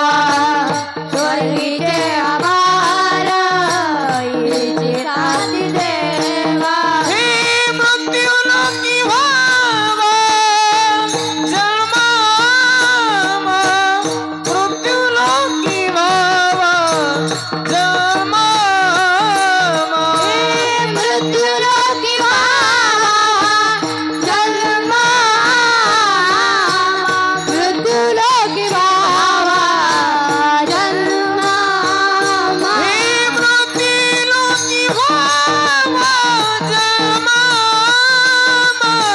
मृत्युलोकी व्हावा जन्मा. मृत्युलोकी व्हावा जन्म. मृत्युलोकी व्हावा जन्म. नारायण नामे होवो जीवन मुक्त. नारायण नामे होवो जीवन मुक्त.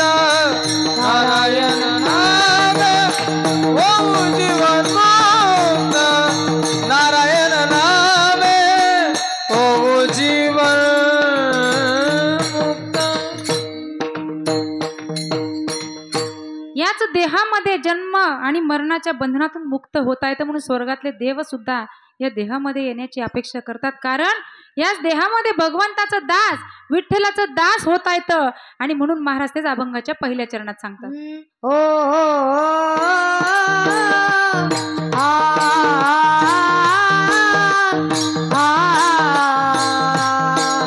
आई अलोकिता देह. ओ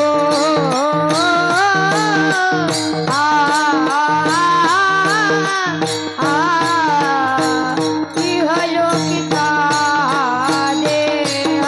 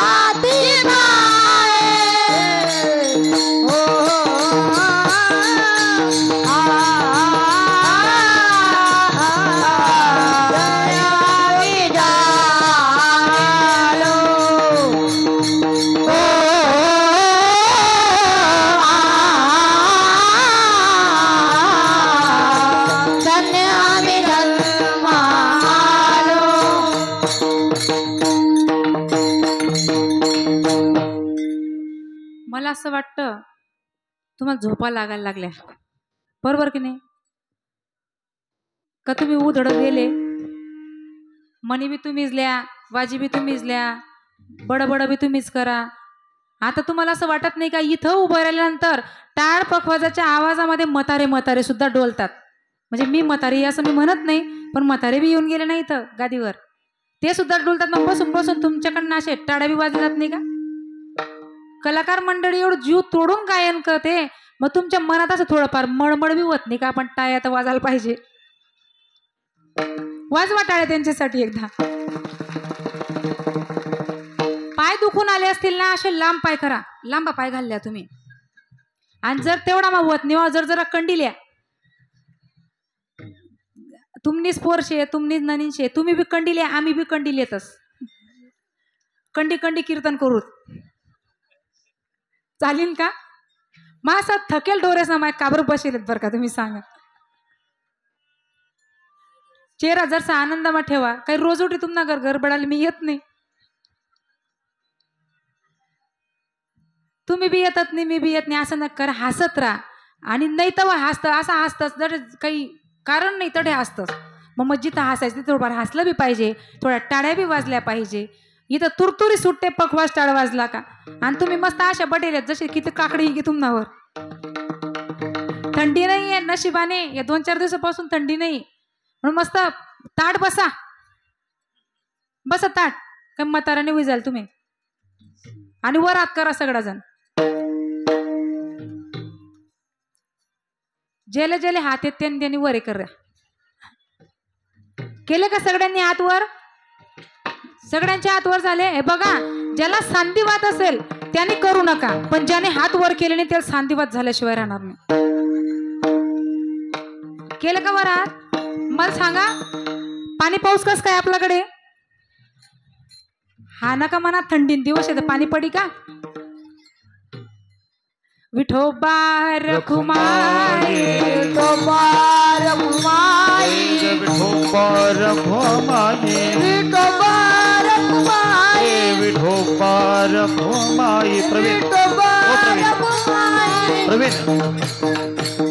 विठोबा रखुमाई, विठोबा रखुमाई, विठोबा रखुमाई, विठोबा रखुमाई, विठोबा रखुमाई, विठोबा रखुमाई, विठोबा रखुमाई, विठोबा रखुमाई, विठोबा रखुमाई, विठोबा रखुमाई, विठोबा रखुमाई, विठोबा रखुमाई. जय जय विठोबा रखुमाई. विठोबा रखुमाई, विठोबा रखुमाई, विठोबा रखुमाई, विठोबा रखुमाई, जय जय विठोबा रखुमाई. विठोबा रखुमाई, विठोबा रखुमाई, विठोबा रखुमाई, विठोबा रखुमाई. जय जय विठोबा रखुमाई. विठोबा रखुमाई, विठोबा रखुमाई, विठोबा रखुमाई, विठोबा रखुमाई, जय जय विठोबा रखुमाई.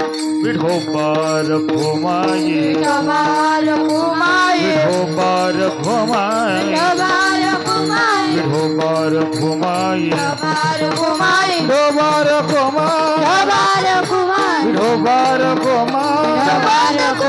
विठोबा रखुमाई, विठोबा रखुमाई, विठोबा रखुमाई, विठोबा रखुमाई, विठोबा विठोबा रखुमाई, रखुमाई, विठोबा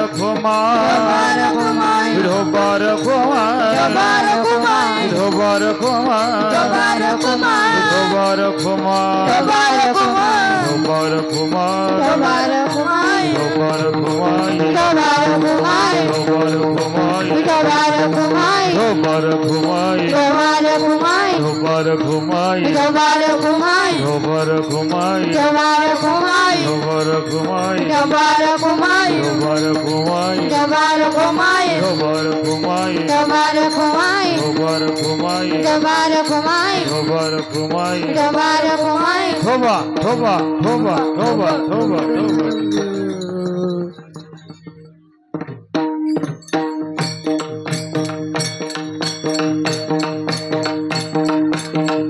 टाळी वाजवा, टाळी टाळी. जय हो.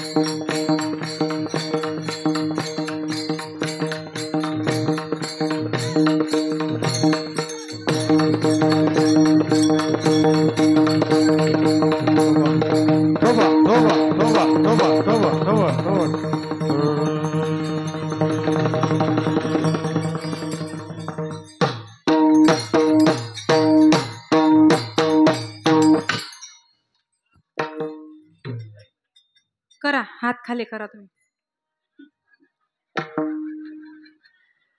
मला माहिती होतं. हे बघा, कोणत्या जन्मात भेटतील माझ्याकडनं तुमचे उपकार सांगता येत नाही. खरंच मी एवढी भाग्यवान आहे की पाचोऱ्यासारखं माहेर मला भेटलं.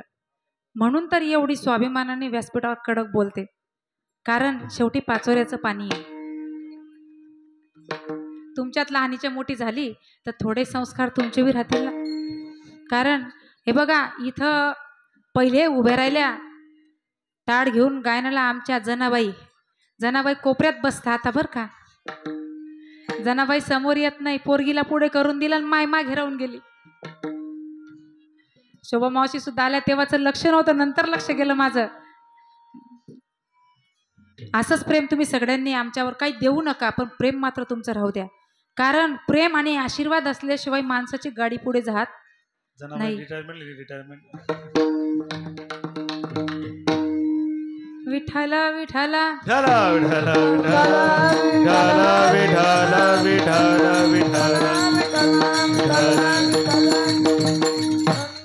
हे बघा, देव सहजासहजी येत नाही, त्यांना आणावं लागतं. संत येत असतात, तुम्हाला यावं लागतं.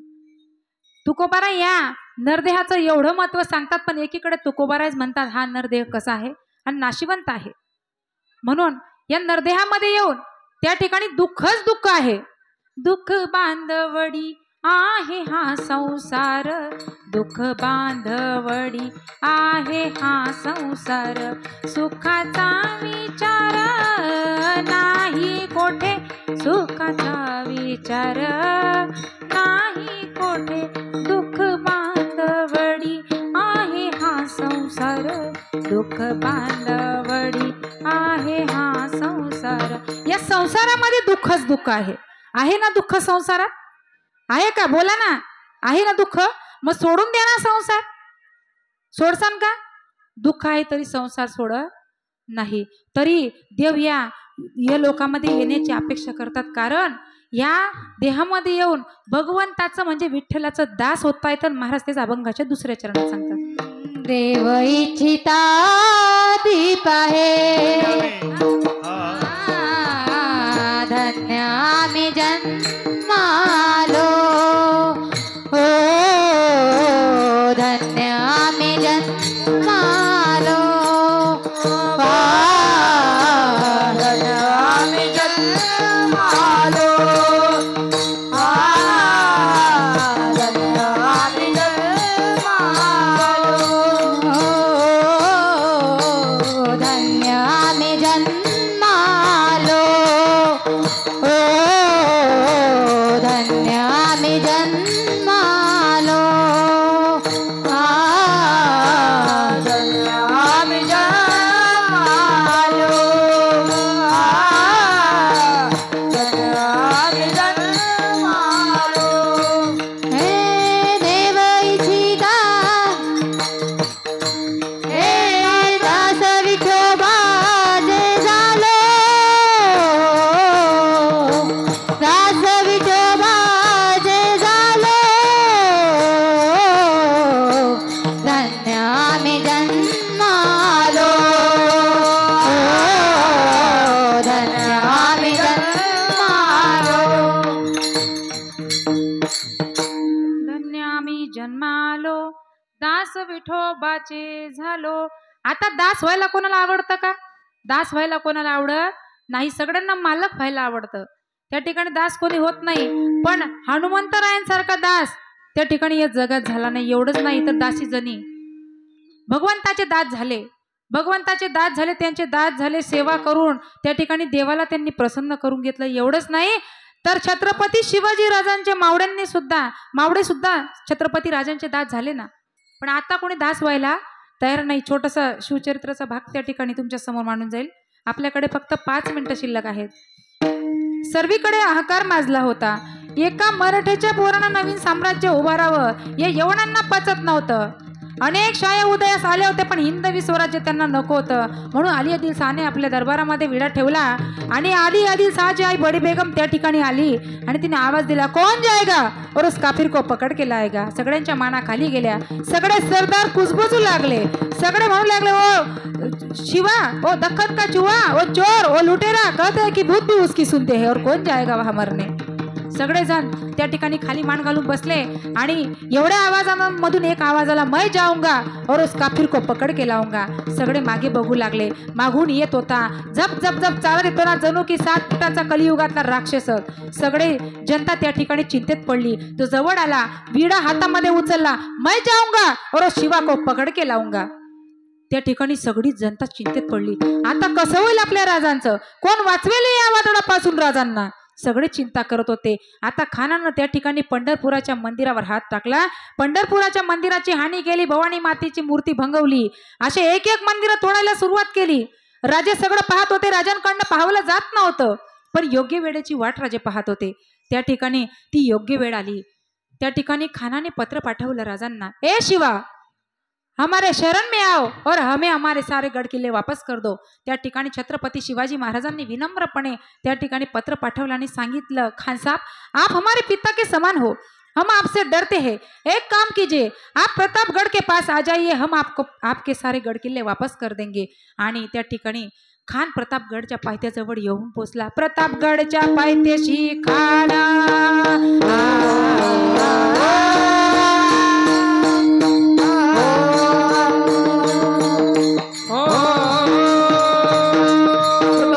पायथ्याशी खान, प्रतापगडच्या पायथ्याशी खान, प्रतापगडच्या पायथ्याशी खान, आला बेगुमान नाही त्याला जाण. शिवाजी महाराजांच्या करमतेचे, शिवाजी महाराजांच्या करमतेचे, शिवाजी महाराज करमतेचे. करायला काय कल्पना युक्तीची रगी, करायला काय कल्पना युक्तीची.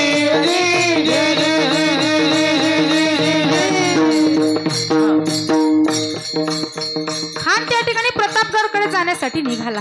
सगळी जनता चिंतेत पडली. आता कसं होईल राजांचं. राजे देखील चिंतेत पडले. राजे आऊसाहेबांकडे गेले आणि आऊसाहेबांना सांगतात, म्हणले, आऊसाहेब, आता आम्ही काय करावं. आऊसाहेब सांगतात, म्हणले, राजा, चिंता करू नका. तुमचं जर काही बरं वाईट झालं तर तुमच्या गादीवर आम्ही संभाजी राजांना बसवू आणि सगळा कारभार त्या ठिकाणी चालवू. अशा वाघिणीचा तो, अशा वाघिणीचा तो छावा,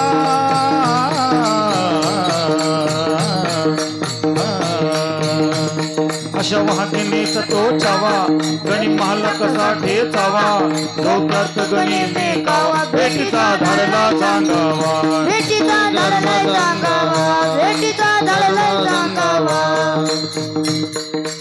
आऊसाहेब म्हटलं म्हणजे साक्षात वाघीणच. राजांच्या वेळेस आऊसाहेब गर्भवती राहिल्या. 7व्या महिन्याला डोहाळे लागले. डोहाळे कशाचे होते. मुलतानच्या मातीचे. मुलतानची माती खाल्ली तर सुलतान जन्माला येईल. छत्रपती राजा नाही. आऊसाहेबांना डोहाळे लागले. आणा दानपट्टा आणा, मला घोड्यावर बसवा, मला स्वराज्याची निर्मिती करायची आहे, मला स्वराज्याची सवारी करायची आहे. आणि आऊसाहेब बसल्या घोड्यावर. अष्टाच मारली घोड्याला,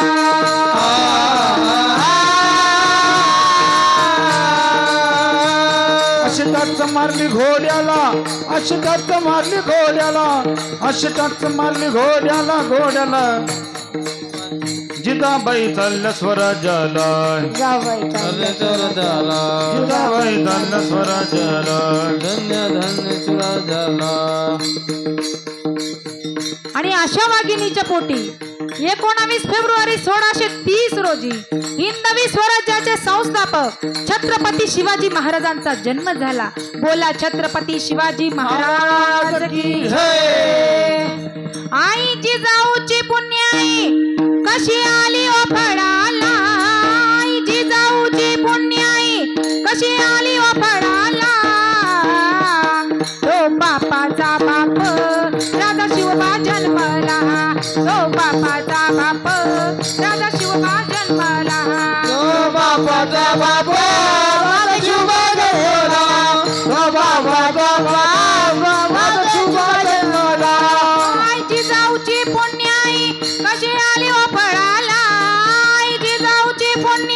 कशी आली ओ फळाला तो बापाचा बाप राजा शिवबा जन्मला तो बापाचा बाप राजा शिवबा जन्मला बापाचा बापाचा बाबा एकच राजा इथे जन्मला शिवनेरी किल्ल्यावर एकच राजा इथे जन्मला शिवनेरी किल्ल्यावर माझ्या राजाचं नाव गाजतय गड किल्ल्याच्या दगडावर माझ्या देवाचं नाव गाजतय शिवनेरीच्या किल्ल्यावर हो एकच राजा इथे जन्मला शिवनेरी किल्ल्यावर हो एकच राजा इथे जन्मला शिवनेरी किल्ल्यावर छत्रपती शिवाजी महाराज की माझ्या राजाचं नाव गाजतय हो माझ्या राजाचं नाव गाजतय हो माझ्या बाबाचं नाव गाजतय सुंदर स्वराज्य निर्माण केले तलवारीच्या धारेवर तिच्या धारेवर रयतेसाठी वार झेलिले आपुल्या गिदड्या छाती प्राणपणाने लढले मावडे भरोसा त्या राजावर प्राणपणाने लढले मावडे भरोसा त्या राजावर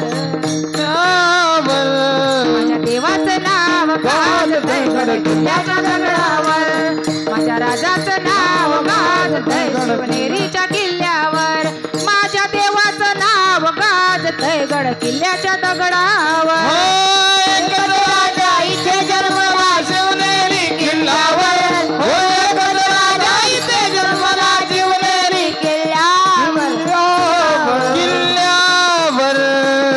माझ्या राजाचं नाव गाजतय किल्ल्याच्या दगडावर हो माझ्या देवाचं नाव गाजतय हो माझ्या राजाचं नाव गाजतय किल्ल्याच्या दगडावर जवा काढायची बाहेर जशी चमचमती धार जवा काढायची बाहेर जशी चमचमती धार जशी घुसते पार शिवरायाची तलवार कशी घुसती पार शिवरायाची तलवार कशी घुसती पार शिवरायाची तलवार कशी घुसती पार शिवरायाची तलवार जय भवानी बोलून उचलिले हत्यार जय भवानी बोलून उचलले हत्यार करुणी गर्जन हर हर महादेव गाऊन गर्जन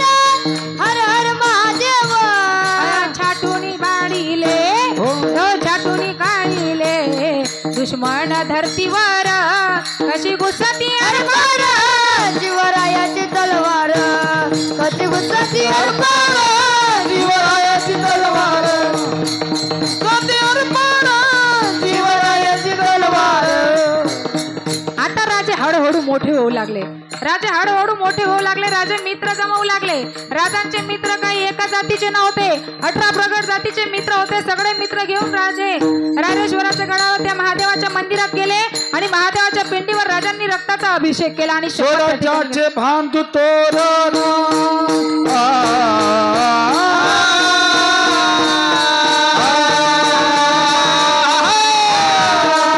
स्वराज्याचे भांडू तोरण स्वराज्याचे भांडू तोरण स्वराज्याचे भांडू तोरण संधी साधून तोरण किल्ला घ्यावा ताब्यात तोरणा किल्ला गावात अष्टमी मूर्त ठेव ध्यानात अष्टमी मूर्त देव ध्यानात जिजाबाई वल्लरामेश्वरात जिजाबाई वल्लरामेश्वरात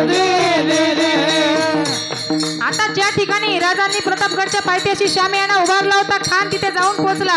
भेटीची वेळ ठरली. राजांनी आपल्या डोक्यामध्ये जिरटोप घातला, अंगामध्ये चिलकत घातला, एका हातामध्ये वाघनख घातली, एका हातामध्ये बिछवा घेतला आणि राजे निघाले खानाच्या भेटीला. दोघांसोबत 2-2 अंगरक्षक होते. राजे शामियानाजवळ गेले. समोर सय्यद बंडा उभा होता. राजांनी सय्यद बंडाला बाजूला करायला सांगितलं. सय्यद बंडा बाजूला झाला. राजे गेले खानाजवळ. खान उठून उभा राहिला आणि राजांना म्हणतो, आव शिवा आव. खान डौलत डौलत आला. हे खान दौलत डुलत आला, खान दौलत डुलत आला, खान दौलत डुलत आला, खान दौलत डुलत आला. खान दाभिमान मान्याला, खान दाभिमान मान्याला, खान दाभिमान मार्याला, खान दाभिमान मार्याला. कट्यारीचा वार त्यानं केला, कट्यारीचा वार त्यानं केला, कटरीचा वार त्याने केला, कटरीचा वार त्याने केला. टर टर चिलखत फाटला, टर टर चिलखत फाटला, तर तर चिलकट पाटला, तर तर चिलकर पाटला. खान त्या ठिकाणी राजांजवळ आला. राजांना आलिंगन दिलं आणि राजांची मान दाबायला सुरुवात केली. पाठीमध्ये खंजीर घातलं. चिलकत फाटायला लागलं. राजाच्या लक्षामध्ये आलं खानाने आपल्याला दगा दिला. म्हणून राजांनी एका क्षणाचा विलंब न करता हातामध्ये असणारी वाघनख त्या राजाच्या खानाच्या पोटामध्ये घातली आणि सगळे आतड्या बाहेर काढल्या. खान ओढू लागला, दगा दगा दगा किया काफिरोने दगा किया. तेवढ्यात सय्यद बंडा राजावर वार करण्यासाठी पुढे सरकला. इकडे आपल्या जीवा महालाचं लक्ष गेलं आणि जीवा महालाने एका दानपट्ट्याच्या वारामध्ये सय्यद बंडाचा खात्मा केला आणि तेव्हापासून म्हण तयार झाली, होता जीवा म्हणून वाचला शिवा. बोला छत्रपती शिवाजी महाराज की ऐका, तांदूळ शिजतो त्याला भात म्हणतात, तांदूळ शिजतो त्याला भात म्हणतात आणि महाराष्ट्राच्या मातीमध्ये राहून जो शिवबाचं नाव घेत नसेल त्याला गद्दाराची जात म्हणतात. बोला छत्रपती शिवाजी महाराज की जय. हे बघा, बोलता बोलता तुमचे मी 10-15 मिनिटं जास्त घेऊन टाकले. झाले ना 10-15 मिनिटं जास्त. माता घरी जायला काही. हे बघा, बोलता बोलता वेळ तुमचा जास्त घेऊन टाकला म्हणून तुमची माफी मागते. जर कधी संधी भेटली तर आपण रातभर कीर्तन करसोत, कारण अजून 3 दिवस कीर्तन ऐकायचे तुम्हाला. बसलं बी गेलं पाहिजे, बरोबर की नाही? वयस्कर मंडळी आहे म्हणून बोलता बोलता जर काही चुकलं असेल, तुमचीच मुलगी आहे, तुम्ही जे शिकवलं मी तेच तुम्हाला बोलते, म्हणून राग यायची गरज नाही.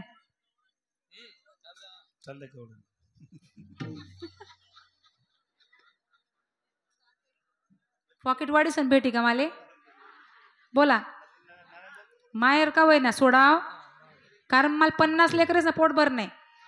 मी काही एकली आणि त्या 50 पोरं देखील मला दिवाळीला कोणी बोलावं, बरोबर ना? म्हणून बोलत आहेत ना.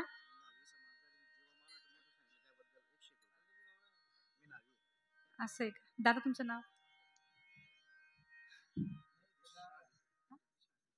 जगदीश नावी यांच्याकडून या ठिकाणी जीवा महालाचं महत्व सांगितलं म्हणून 101 रुपये त्या ठिकाणी या पोवाड्यासाठी आहेत. आता गवडण म्हणेल पण सगळ्यांना पावले बी खेळावे लागतील, कारण मीच काय म्हणू का मग. जेवण तुम्ही केले, मला भाऊजाईने जेवण सुद्धा दिलेलं नाही. बरं माय लक्षात ठेवा, या भाऊजाईने जेवण दिलं नाही मला, मी उपाशी उभी आहे इथं. राहा उभे सगळेजण. मग 1 मिनिट थांबा, पहिले सूचना ऐकून घ्या. हा, ज्ञानेश्वर माऊली करून घेऊ, सूचना ऐकून घ्या मग आपण म्हणा. ज्ञानेश्वर माऊली, ज्ञानेश्वर माऊली, विठ्ठल जय जय विठ्ठल. बोलिले गोरे वेडे वाकोडे वंदरे, क्षमा करा महाराज तुम्ही नाही उच्चारिला अधिकार म्या बोला.